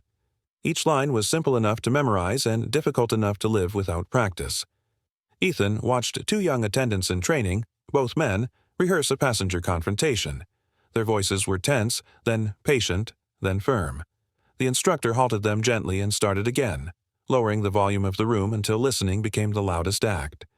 As he left, a maintenance worker, graying hair, oil under the nails, stepped out from behind a tool cabinet. "Sir," he said, not sure whether to salute or shake. "My name's Jacob. I have 2 boys. Thank you." Ethan nodded, feeling the tug of humble threads that hold a world together. "Hold us to the standard, Jacob," he replied. "If we drift, pull us back." Back at Strathmore Dynamics, Ethan placed a small glass case on a shelf in his office. Inside, on a velvet base, lay the fork, cleaned, polished, its lines honest and unadorned. He did not mount it like a trophy. He held it in his hands first, feeling the plain weight of it, the way it fit the palm without a promise of greatness. It had never been designed to matter. Neither had most tools until a moment chose them. Adrian came by with a folder and stopped at the case. "You could have hidden it," he said. "No one would have asked." "I'm not hiding anything anymore," Ethan answered, eyes on the pale, harmless shine. "One day Mason will ask about this. When he does, I'll be ready to tell him not only what I did, but what we changed." Adrian set the folder down. "Skyreach wants the rollout staggered," he said. "They say logistics." "They say fear," Ethan replied. He turned from the case, the light catching a faint reflection of his face across the glass. "We'll stagger nothing. We start with the rules passengers can see, then the rules crews can trust, then the rules the company can't escape. Then expect pushback," Adrian said. He wasn't smiling. He admired victories the way a carpenter admired a beam, by checking whether it would hold. "I do," Ethan said, "and I prefer it in daylight." They drafted timelines that afternoon. Audits, retraining calendars, publication dates, cross-checks with external ombuds, quarterly reports. Each item had a measure that could be counted and a name that could be called. They erred on the side of redundancy, unglamorous and unforgiving, because systems do not change by speeches. They change by repetition. At home, the town was quieter than the news. A neighbor, an older man who ran the corner repair shop, stopped Ethan at the curb with a mechanic's nod. "Heard about the board," he said, as if the decision were an engine he could lift onto a bench. "You'll keep them honest?" "I'll keep us honest," Ethan replied, the pronoun chosen carefully and left in the air like a promise. Night pulled threads through the windows. Ethan stood by Mason's crib and watched his son's chest rise and fall, the tiny hands now loose and unafraid. He knew reforms would meet corners where hands would try to reweave the dark. He knew there would be meetings where a man smiled and agreed and then sent a different email. He knew that a symbol alone cannot bend a corridor, but a symbol repeated, practiced, measured, that might. Weeks passed, and the first public report went live. It did not read like a press release, it read like an audit. For every training completed, a number. For every complaint, a path. For every failure, a consequence. Ethan read it line by line until the sentences lost their sheen and became a map. He imagined a passenger months from now, somewhere above cloud cover, feeling a hand hesitate, then open. He returned to the courthouse steps one morning, not for a hearing, but for the weight of place. The stone still held the echo of that verdict day, though the plaza was empty now, just a man with a broom sweeping leaf drift into a low circle. Ethan did not need the crowd to hear what the silence remembered. He closed his eyes and counted, the foreman's pause, the judge's cadence, the certainty that followed. He walked back slowly, the day beginning to warm, his phone sleeping in his pocket. In the office, sunlight touched the glass case, and a thin, bright line ran along the fork's spine as if it were a horizon of its own. He thought of the men in the training hall, the men in the boardroom, the men in the hangar with their sleeves rolled high. He thought of Mason's future, ordinary on purpose, safe on purpose. Ethan did not think of himself as a hero. He thought of himself as a lever, placed where the beam would move. He had learned that a father's duty could become a citizen's work, and that both could be guided by the same simple line: protect the vulnerable, expose the lie, keep the light on. He checked the day's schedule, the audit calls, the follow-ups, the review with outside counsel to seal the board's independence. Before the first meeting began, he allowed one sentence to complete the circle, not aloud, but with the clarity of an oath he would carry as long as he carried his name. The words were the same as they had been written, but now they were not a headline. They were a direction. The cries of one child had become the verdict of a nation. Seconds later, the father struck back. The same cruelty turned into the flight attendant's downfall. If you stand for protecting the innocent and demanding accountability, subscribe now. Together, we rise. Disclaimer: the story you just watched is fictional. It explores themes of racism, cruelty, and violent retaliation against unchecked authority. Its purpose is to raise awareness about systemic injustice, provoke thought about accountability in positions of trust, and inspire action toward dignity, justice, and reform.